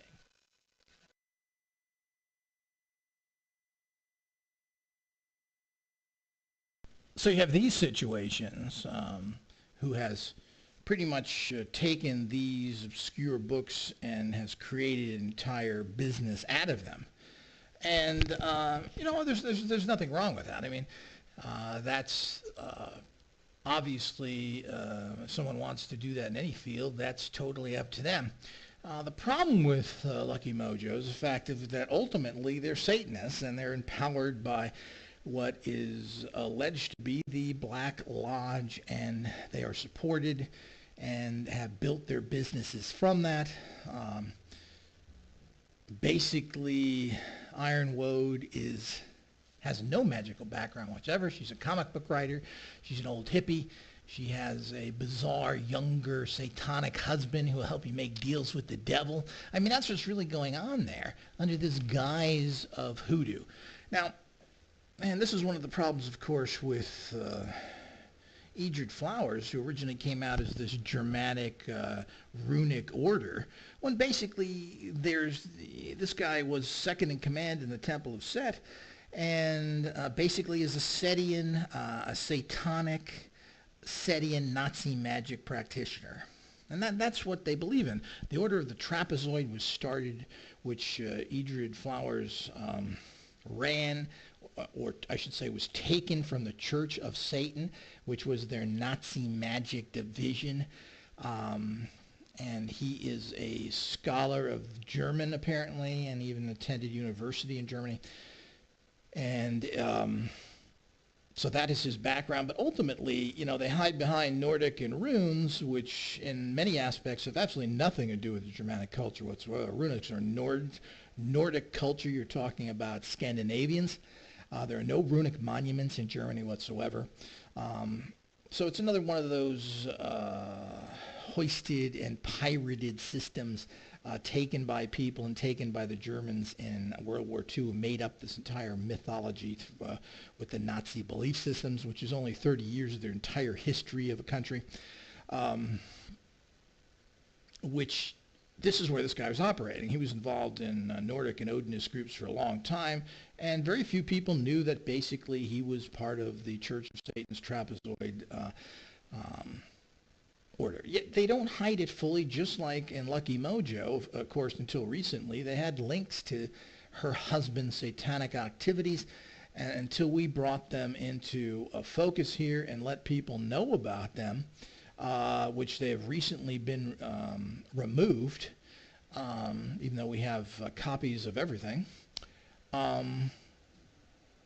This is typical. So I mean, they don't make it obvious, but it's not exactly, if you go through it and you check out her husband, her connections, everything that's involved with it, you're going to find those links on their site.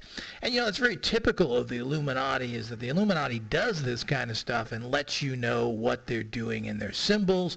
And they always give you a little, those who are wise enough to know what's going on and do their research other than looking at their ads, are able to find this. Edred Flowers, in his major book, I don't know if it was his first or second, The Futhark, thanked Michael Aquino. Didn't state that he didn't thank the Temple of Set. He didn't mention Satanism, but he did thank Michael Aquino, the head of the Temple of Set, in his book, in the thank you page. So again, here it is, indirect.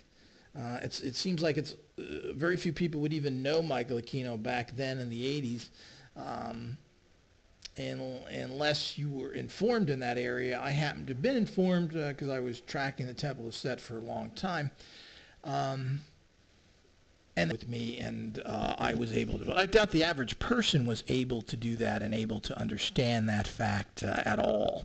So they sneak it in, they hide it, they don't hide it.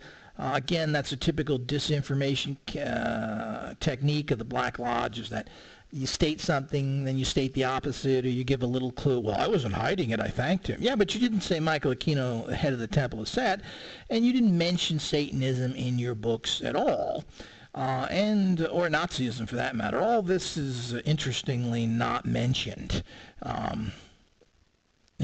Interesting that also a Jewish publisher would be publishing his first book, considering this guy was a Nazi. But of course, the Nazis to these guys did nothing, and was just a political thought system. There wasn't, 6 to 10 million people, civilians killed, as well as all the others, 20 to 30 million that were killed by the Nazis in general. That was just a passing fancy, just an election of different thinkers, loser thinkers that didn't win anything, that lost that and lost everything and created nothing, even though they murdered tens of millions, stole all their assets, and still couldn't win a war. And basically it was a 5-year war where they spent 2 of those years in massive retreat.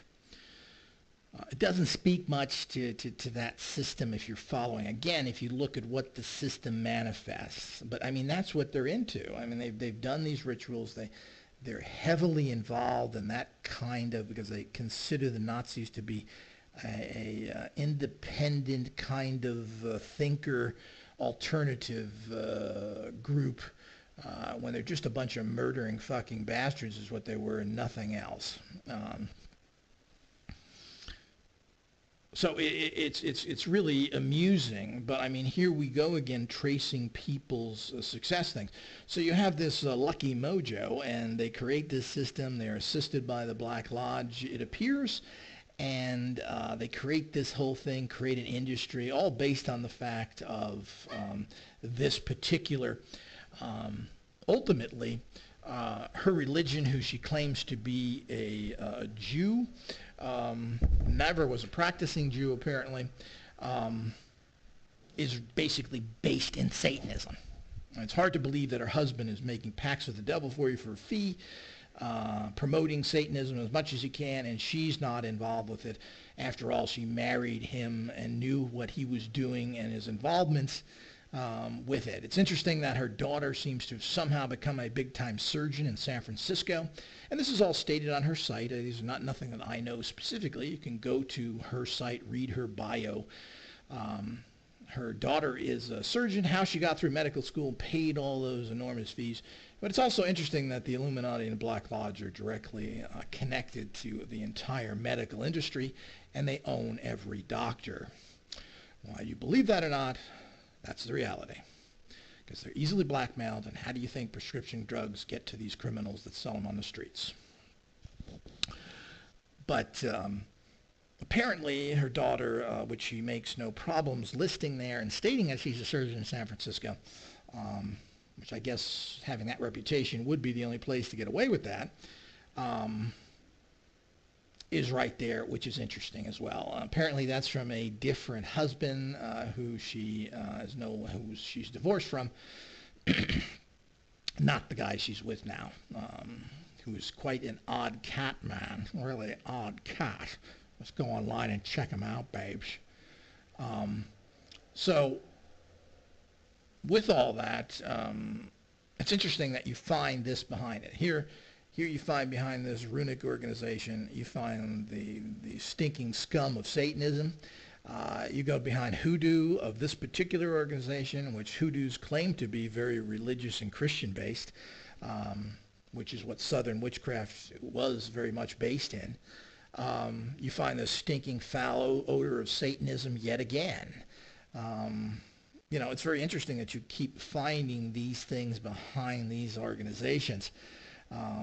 And they're very dubious background. And as I said, those that want to find out, there's an entire lecture on that with links that you can read books and find out what these organizations and people are about.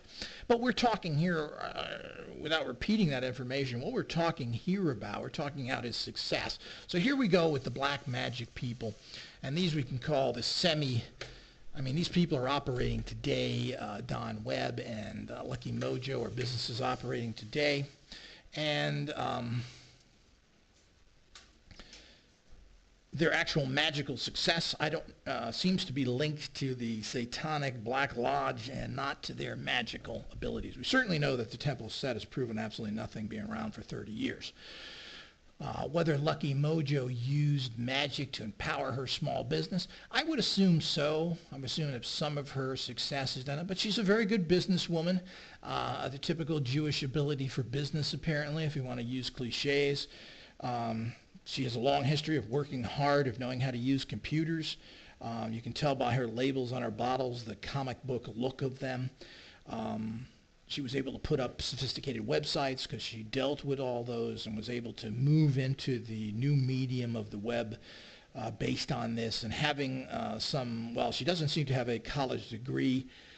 She certainly is educated enough to write fairly well, even though the problem there is, are they qualified or not, which is the next issue with these organizations, even if they are successful.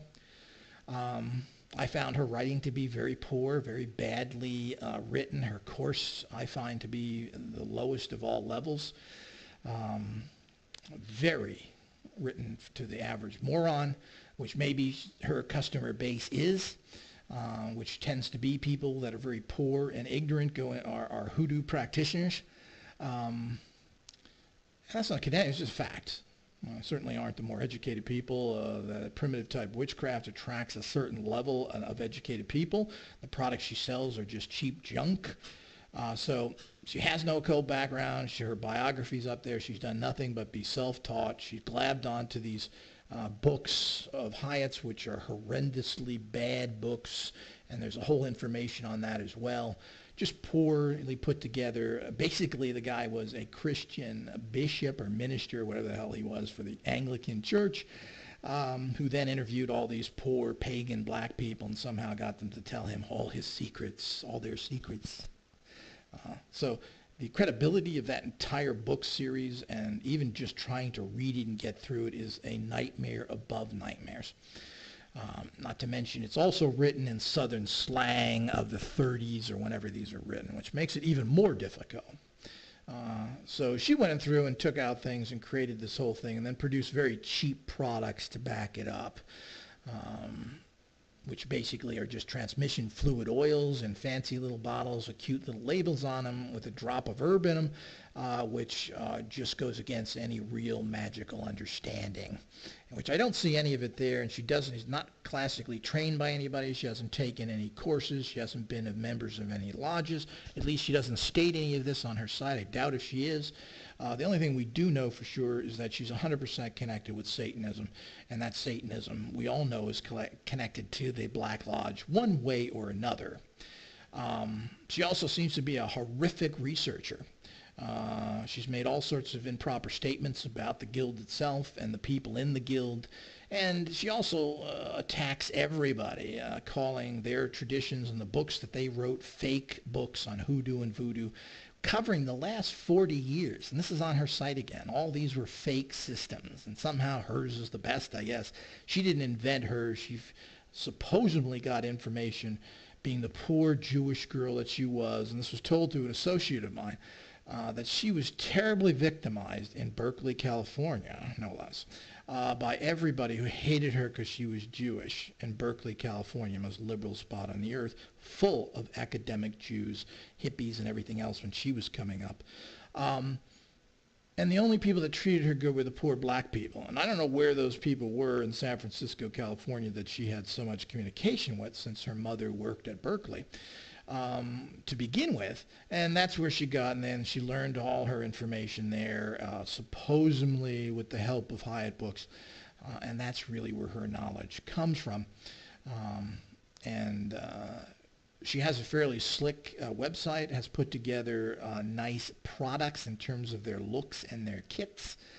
But what's in them is complete and total junk. She grows her own herbs, puts that herb that she grows, which costs her virtually nothing, a little bit of that goes in the transmission fluid in the bottle, and that's what she produces along with her other very poor products. They're all bought from places like Indio Products, which are known to supply these really base junk, purely synthetic garbage and colored nonsense. Everyone knows that. Who has any kind of occult education. But she's very quick to attack everybody else and make false statements, which she did about the guild, and printed false stuff about the guild and about our authors and about me personally, without getting any verification whatsoever. And one of our representatives contacted her. She gave us that story and eventually took down some of that, but she still has wrong information on there, talking about different organizations in terms of listing them. Just as a ploy for people to find them on search engines, so they'll go to her site and not go to the guild site. And has never have sought out to find out proper information, and was contacted that these sources were stating incorrect information, meaning these organizations who listed people that did not run them, were not part of them, continues to do that, even being told on numerous occasions. So the plain and simple fact is, not only does she have any background, she's a horrible researcher, she's vindictive, and this is the kind of person you want to learn from, and you want to learn hoodoo, a basic Christian southern magic system, from a Satanist?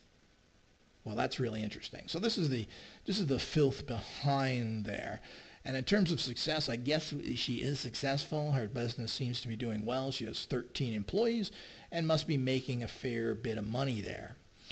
So there is some success there. Where it's coming from and who did that is based upon her personal business skills, not her training and her and so forth. So I'm assuming she's empowered at using rituals as well. So we could say that she's one of the few people who's used a business and apparently has used some magic to empower it, even though what she's doing is very weak.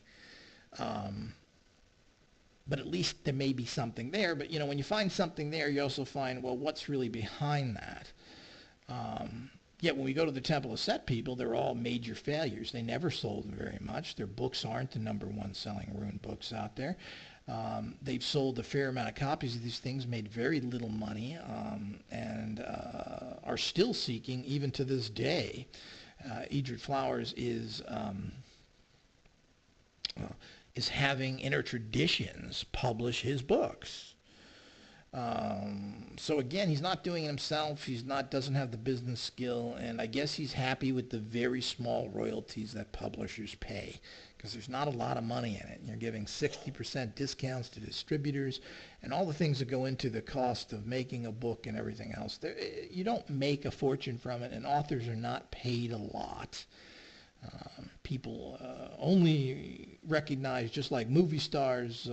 There's only 2% of people in the movie industry that make over $50,000 a year. 98% make under that.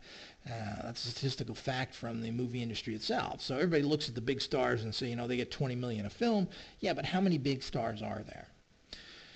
So when you look at the bigger picture, there isn't that much. But here we go again. When we look at these people and who is out there and who is doing what today, in terms of different businesses, there are a few successful occult businesses, obviously. That would happen with anywhere.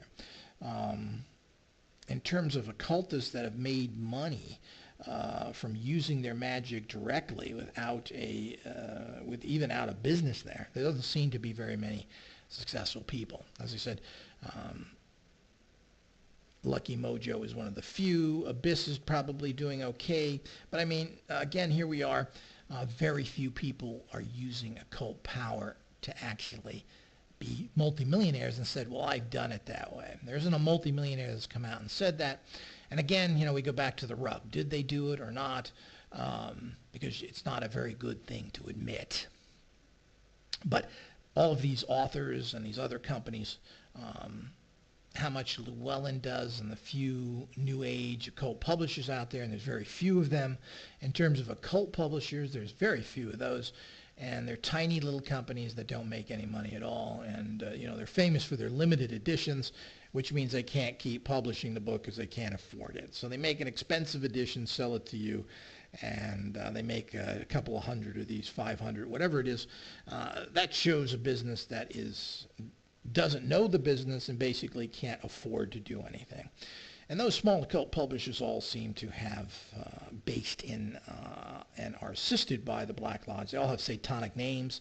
They all are connected to Satanism and black magic and organized crime. It's interesting that, all these things seem to connect. The Temple of Set people seem to be connected with publishers now all of a sudden. Edith Flowers came out and said that he was very good friends with Llewellyn of Llewellyn Publications, the owner of that company. He worked for him, and they were buddies. It's interesting because they did have a book or two published by them, but he didn't have his original book published by them. He claims he even worked for Llewellyn, and so it seems like the Satanists are in bed with Llewellyn as well, whose order number is 666, their 800 number. It's supposed to spell out moon, which is all 666. 4 sixes technically, but kind of odd for an occult organization to do that. But here we go again with all those types of connections. So, when you look again at why people appear to be failures in occultism, we run into all these people. I've known a lot of occultists that do have power and are able to manifest, and they seem to be on a very street level. And again, they don't have that connection. Now, the connection is the fact of being socially in a position to empower what you're doing. And those that are, like these Temple of Set people that have all these college educations, don't seem to empower the sales of their books by much. They claim to have, Edith Flowers claims to have done a ritual to empower the runes, and that's when the Book of Runes took off. Apparently couldn't do it for himself, but he just put it out there, and that's a pretty lame statement in general. But most occultists, of course, are not connected. They have menial jobs. They have these problems. As I said, when we do look at people that have better jobs, they're not doing that. I mean, they're not using their powers to get ahead in that industry from what we can see, because they certainly haven't risen very far. I mean, Aquino didn't become a general. His contract was canceled because of the scandals that went around him. Edith Flowers is working for a junior college as a junior professor and is having his books published by others. Don Webb, I believe, works for some company, and again, here we go again. He's selling books on the side that he doesn't publish, even though the Temple of Set is publishing some of their own books now, which again, you have to wonder, since they're letting other people publish others, they're forced to because nobody else will publish them. Again, that's a failure. So when we start connecting all these things, what is happening? There's a few people that have made some money, a few people that have been successful, who are very unskilled, untrained. And you get people like this who have connections and they don't bother to make any money from it whatsoever.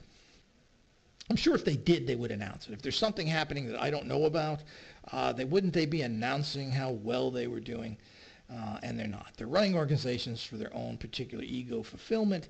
And they obviously want to get the information out there and make money, which is why they are publishing their books in general. Mostly they publish their own books, but they also have had books published by other publishers. So they obviously want to do that, and they're doing that to make money, period. They don't seem to be too interested in educating the world. They're doing that to get it out there and promote their own organization, which basically is the Temple of Set. And that's what those three people are about, and their Black Lodge. So, as we look towards modern time, we have who we've mentioned already. There's also the Temple of the Vampire, which was started in the 80s and catching on to the vampire craze, which has really always been going on. That organization, of course, has changed recently. Somebody else has taken it over and then made it more middle of the road. Now, the Temple of Vampire originally started off up in the Washington State area. They had an interview, which seemed to be kind of a goofy group. It's hard to say, but their original little 10-minute spot in the 80s on some metaphysical program, they seem to have been a very childish and goofy group.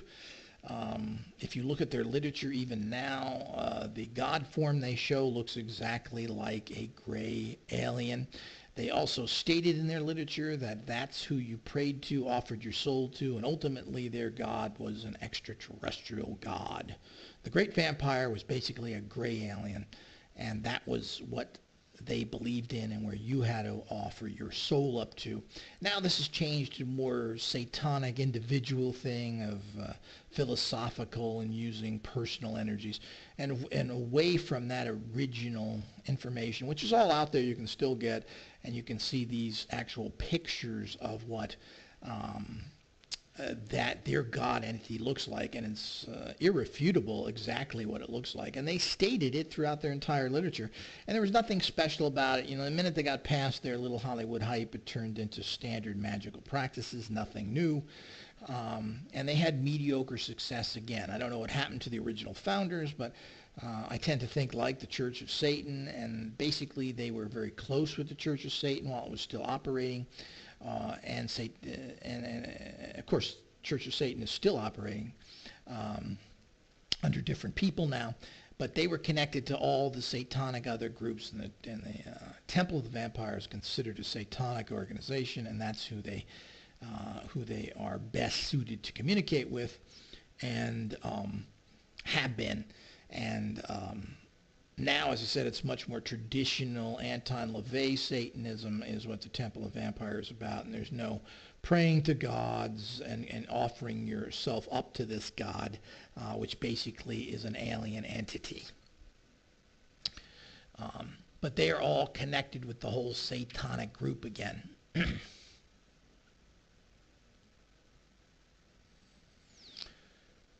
So when we move into looking at other groups and organizations into modern time now, it's really hard to figure out who is doing what at this particular time.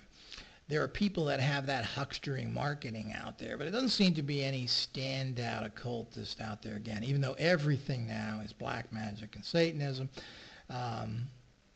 because those are the people that are the easiest conned and are stupid. They think that somehow their egotistical path is in some way making them empowered, like do what you will of Aleister Crowley somehow with such great thought form. I mean, it's not very high of a thought form. It's not very interesting, new, or different. Plain and simple. It's just a dumb, low class, low egotistical thing. Is basically, I got mine, screw you attitude.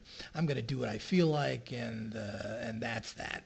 So there's really nothing special about that, and it's really kind of a so what. I mean, that's how the world functions anyway. The fact that you have to repeat that in a book or in some sort of goofball satanic church is nonsense. At least Anton Lavey did build everything up from scratch, even though his satanic Bible is copied from a lot of things. But, so is most literature. Everybody steals from others, and where they're stealing it from, the person they're stealing it from stole it from somebody else. So, I mean, there are similar thought forms that people get into, which is not a big deal. So we move into modern time here. What's happening now, and at this particular time, and who is out there now? There's some people. There's still this entire Black Lodge who owns all the occultism, all the publishers, as we said. But none of these people are prospering again. There isn't an individual out there that has stuck out that is doing any better. There are people making claims like E.A. Koenig, who in his godlike powers nonsense proves absolutely nothing. The guy's 33 years old, has read a fair amount, which is unusual for occultists, and the reason why it comes off fairly intelligent is the fact, he's done a lot of reading. He has a lot of information. He has absolutely no knowledge or wisdom, because you have to then interpret the information, which he can't do. He spouts the same old stuff that they've read in 100 books. His books are all extremely base level. He writes like a comic book fantasy novel, likes to use big words just to act like he knows something because he's only 33. But ultimately, the information in his books are just base level nonsense you could get online for free or get a $5 book about. This guy basically apparently states he grew up in almost poverty. He couldn't keep a girlfriend. He went into the Marine Corps. That's what you do when you're poor and stupid. Lives in an apartment now next to a drug addict. Can't keep his girlfriend. Apparently has a daughter. It appears maybe that they're divorced now. But couldn't keep a girlfriend, went through and does just ridiculous stuff. And basically proves how little power he has. He apparently has no wealth. He's achieved nothing. He's involved with this huckster group of people that put out this information. When asked to debate me, his little group of set up radio people of the Pinnacle Hour, and those people involved there refused to do it and got a call from the Black Lodge and made sure they never followed through.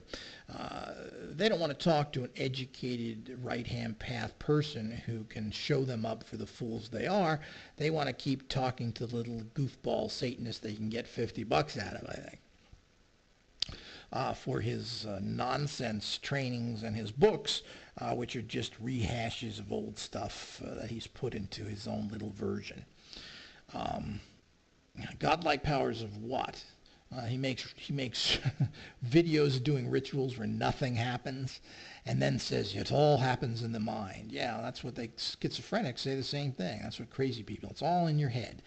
He can't manifest anything fully. He doesn't have any kind of wealth, and of course he makes excuses that when a spirit appears, only you can see him. Nobody else can.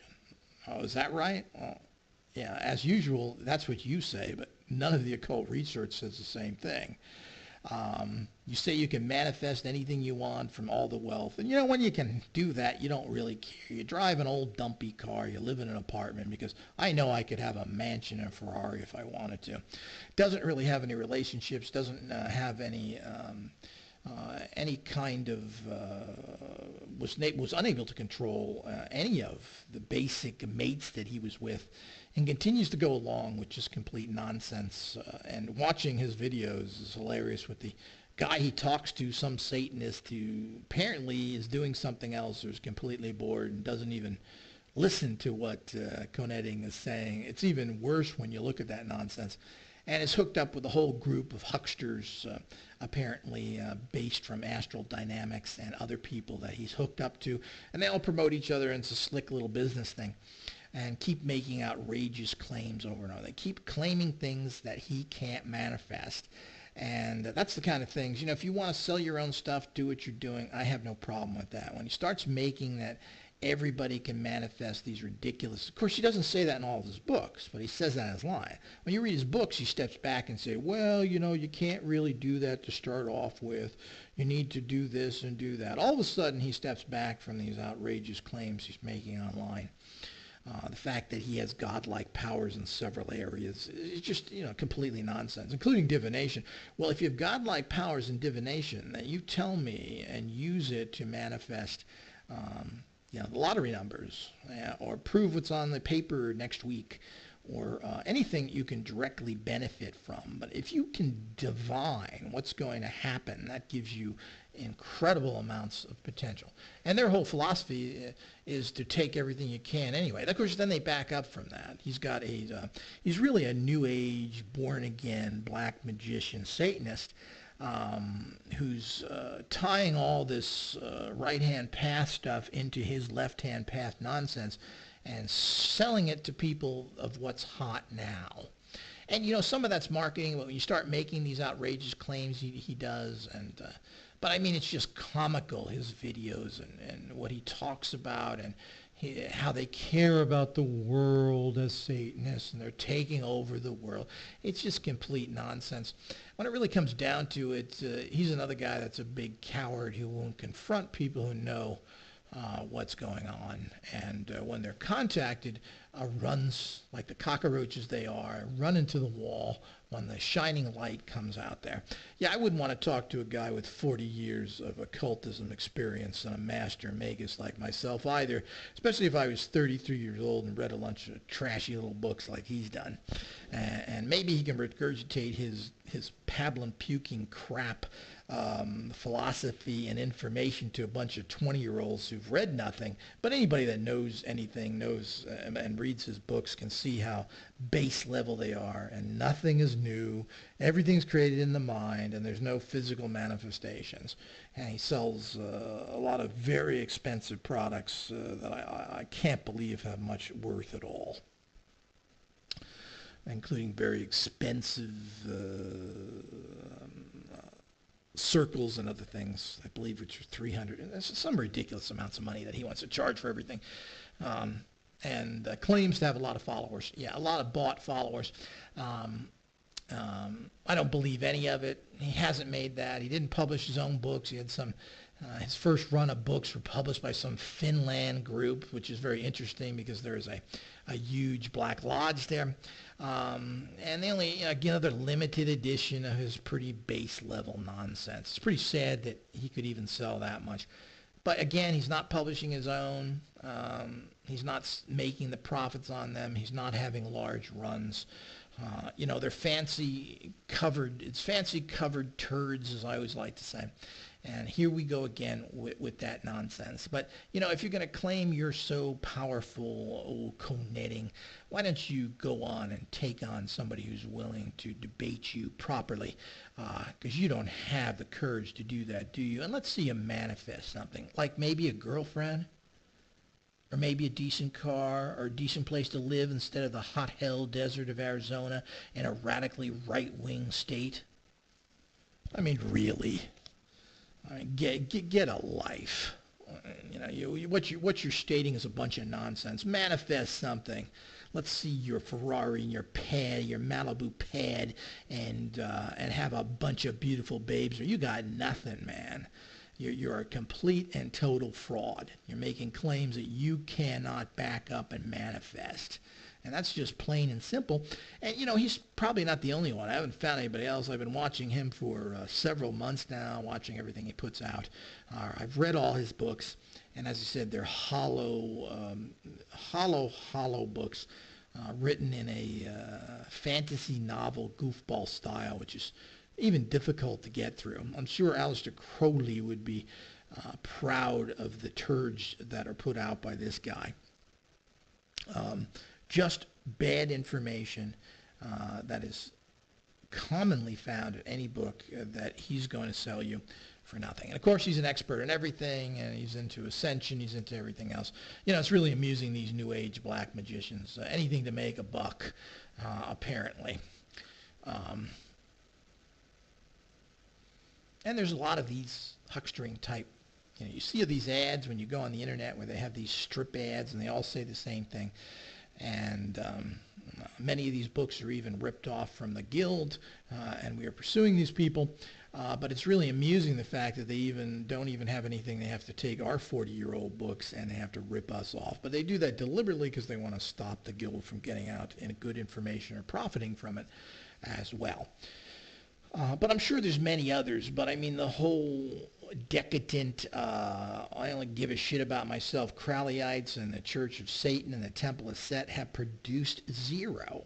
These people have produced nothing.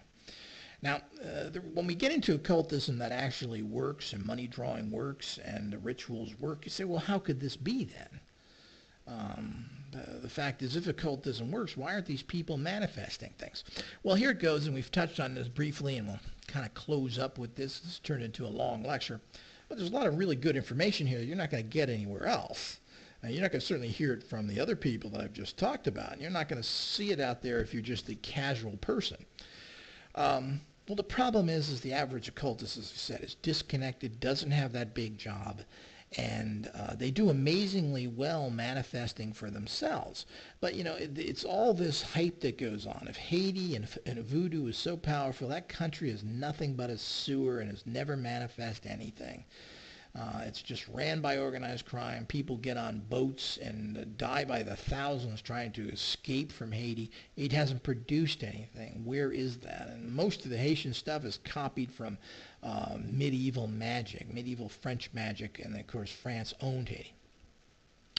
So when we get there, where is all that? But the fact is, if you're in Haiti and you're a powerful magician, you're going to be able to manifest eating every day. And you may be very powerful because it isn't that easy to do that over there. So again, that's the problem if you're at that level. If you're at a level that you are a professional person, you can't come out and tell people that you've used these kind of special abilities because you'll be ridiculed. And one of the problems with these people is they don't believe it anyway. Countless times rituals have been performed for people that come to you because they have a need, and when it manifests, they said, well, I did it myself, I placed the ad there, and it's really the ad that did it, not you're empowering it. It was the letter I wrote to these people. I've heard this several times. It got me out of that trouble. The only problem is that, all of this changed for you when rituals are being done for you and not previous to that. So here we go again of this rationalization of people that have things that they don't believe in it. Yet, as I said, there are people that have used it to manifest stock market and other direct business effects where they've made a lot of money. And, of course, you can't talk about it. So, that's the rub. One of the problems is that, as I've said, writers are writers. They're not really practical occultists. They're not doing anything other than writing. Writing is a difficult task. It's something that takes a certain mentality. I personally hate writing. It's so detailed and so stressing to write and summarize things at such a fashion that's all they do. I don't know writers that are active whatsoever. The problem with that is that people talk about all these things, and basically they're nothing more than armchair textbooks with nothing backing it up except their own little research. And you have to wonder with this research in general. I mean, there's massive research capacities out there now in terms of the internet and access to certain literature. Yet, they here we go again, they never list anything that isn't from a common publisher. You rarely see guild books listed in researchers' bibliographies. And you have to wonder, well, what kind of research did you do if you're not using a company that's been around for 30 years, the first to translate all the major grimoires? Why aren't you reading their editions? You really have to wonder, are they any kind? And they're not good researchers. You look at the people out there today that are doing research, these other popular people that are like Joseph Peterson, who in his in his Google translations, which is what they appear to be, states that, I can't guarantee any of this. Don't, my translations are out there. I don't, I can't guarantee them. I can't, in any way should you depend on them. I mean, how can you be a translator and have that kind of an attitude? What a cop-out. You have Stephen Skinner, who doesn't really translate much of anything. He gets a lot of translations from other people, then works with other magicians who have some sort of background. Apparently, Rankin, or whatever his name is, apparently is at least one of the few that is a member of a few lodges, but doesn't have any other language skills, it appears, either. They compile information and they make their opinions. Well, that's not very good, and Stephen Skinner has no background whatsoever from what I can see. He's famous for his books on feng shui. He lives in Singapore. We don't really know why. He's got a thing about the OTO, which means we probably know what his sexuality is and what, another Crowleyite. He's redone Crowley books and a lot of things. He's taken old books and published them into cute little covers again. That isn't occultism. That's book publishing. And why people need fancy books instead of concentrating on the content is really beyond my understanding. Certainly not what an occult scientist is interested in. But I mean, that's all he's really done. These so-called translations, if anything, are basically gotten from other people or done in some Google type thing.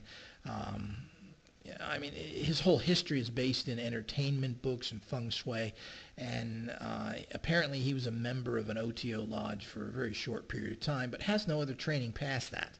So here we go again, unskilled people, and he's interpreting all these books. He's making quasi-translations, whatever the hell he can do. Doesn't seem to speak any language, and of course won't answer our emails. So what does all this mean? So it means that, look at the mess here that you have again, and his money was not made from occultism again. He was made from selling feng shui books, apparently, or whatever he's really into. And then doesn't, apparently publishes his own books in his own book publishing company out of Singapore, which are distributed around the world. I guess at least he does that. How much he sold, I tend to think, again, these figures tend to be mediocre at best. So that, again, it's not massively done. His books are all over the web for free. He's not following up. He's not a very good businessman. He's not doing what he should be doing.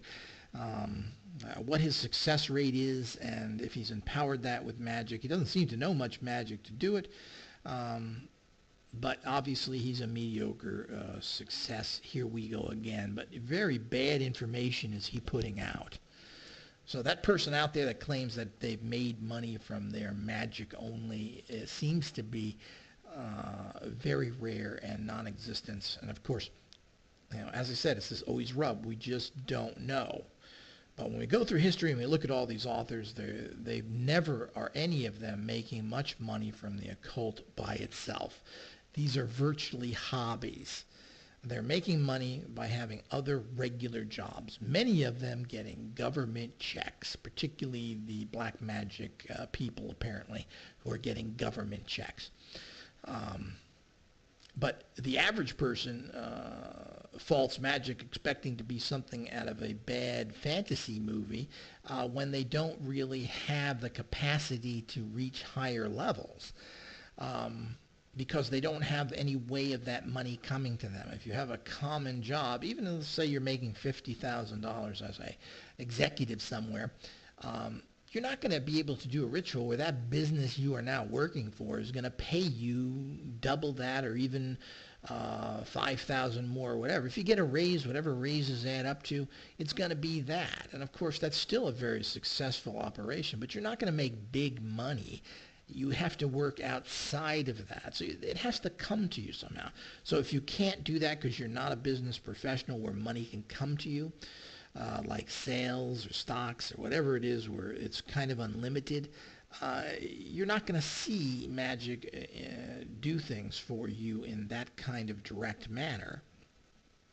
If you're even lower than that, let's say you make $20,000 a year, again, you're going to run into the same problem. You're either going to have to get a better job using magic and maybe double or increase that by $10,000, but you're not going to do it where you're at. So you have to look at little victories and take those for what they are. And this is all discussed in What Can I Manifest? But the problem is that most occultists who are really into occultism tend to be these people that are not connected well in ways of bringing to them what's considered long-term success.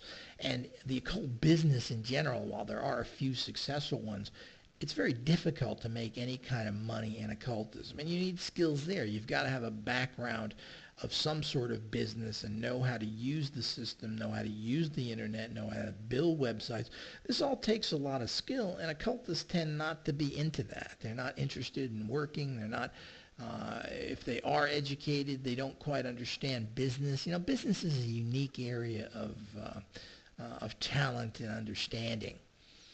It's not just you write a really good book and you can just sell it. You know, most of the really good quality information never is seen by very many people because it's not marketed very well. The person who markets the best wins. That's why you see these people who are out there marketing so well and have all these pages and these videos on YouTube appear to be selling more because that's what you have to do today to get it out there. So it takes business skill more than it takes magical skill. And that's how they're making their money. They're not making it from magic because they don't know the proper ways to empower their business. And the average person doesn't apply themselves. So, you know, you get to this whole realm of why. When we look at the popular people, the Temple of Sets, the Aleister Crowleys, the Israel Regardis, all these types of people, when we look at them, have never benefited from occult practices directly.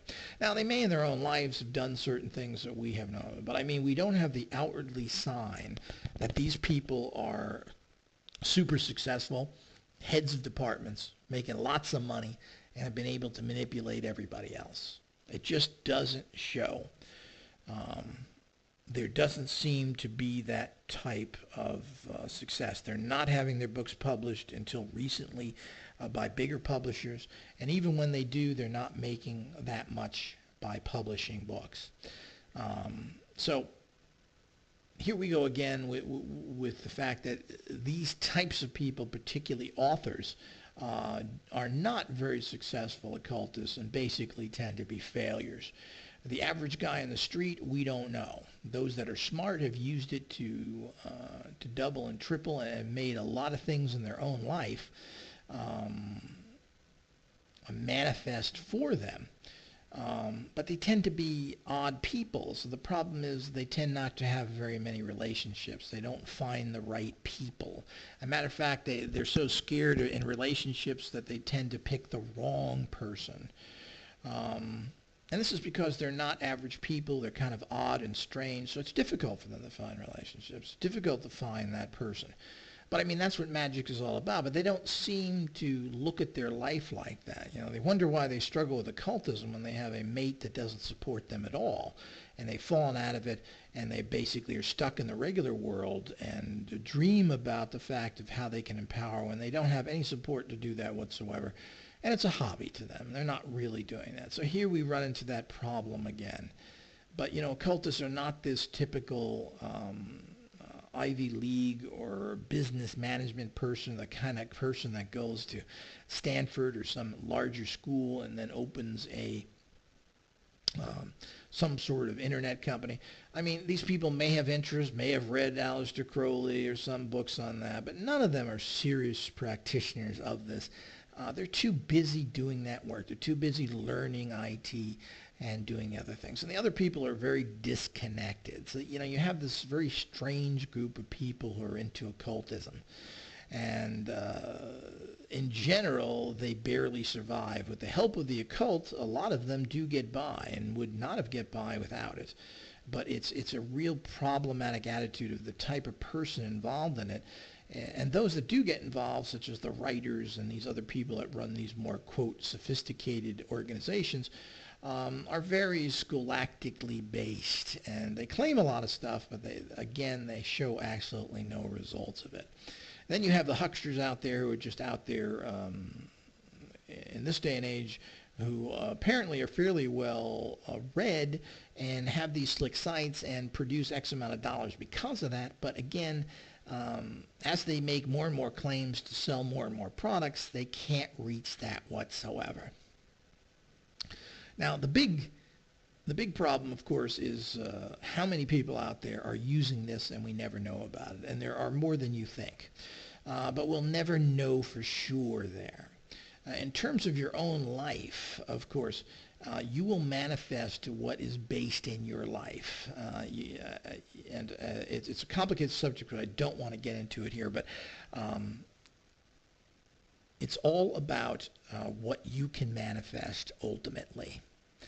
And the problems with the areas I just covered is why you don't see that many publicly successful occultists. It's just as simple as that. And too many people look at occultism and they say, this author. It's not what this author achieves. It's what you can do using the information in an author's book, which goes down to the individual, which really can't be judged. So when you look at organizations, you look at authors, you look at who is popular or who is known, and generally you find a bunch of losers.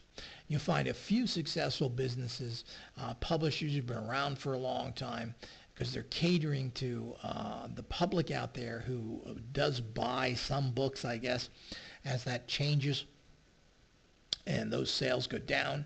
But as the individual can change his life with this technology, but the individual using it tends to be a person who's not connected to streams to bring them in large amounts of money, or doesn't even seem to be able to understand how to bring in a proper mate. And this is not a magic problem. This is their personal problems, hang-ups, and misunderstandings. They don't have any guidance. They've been trained poorly. And even when they have guidance, they don't seem to work well with that guidance, and many of them.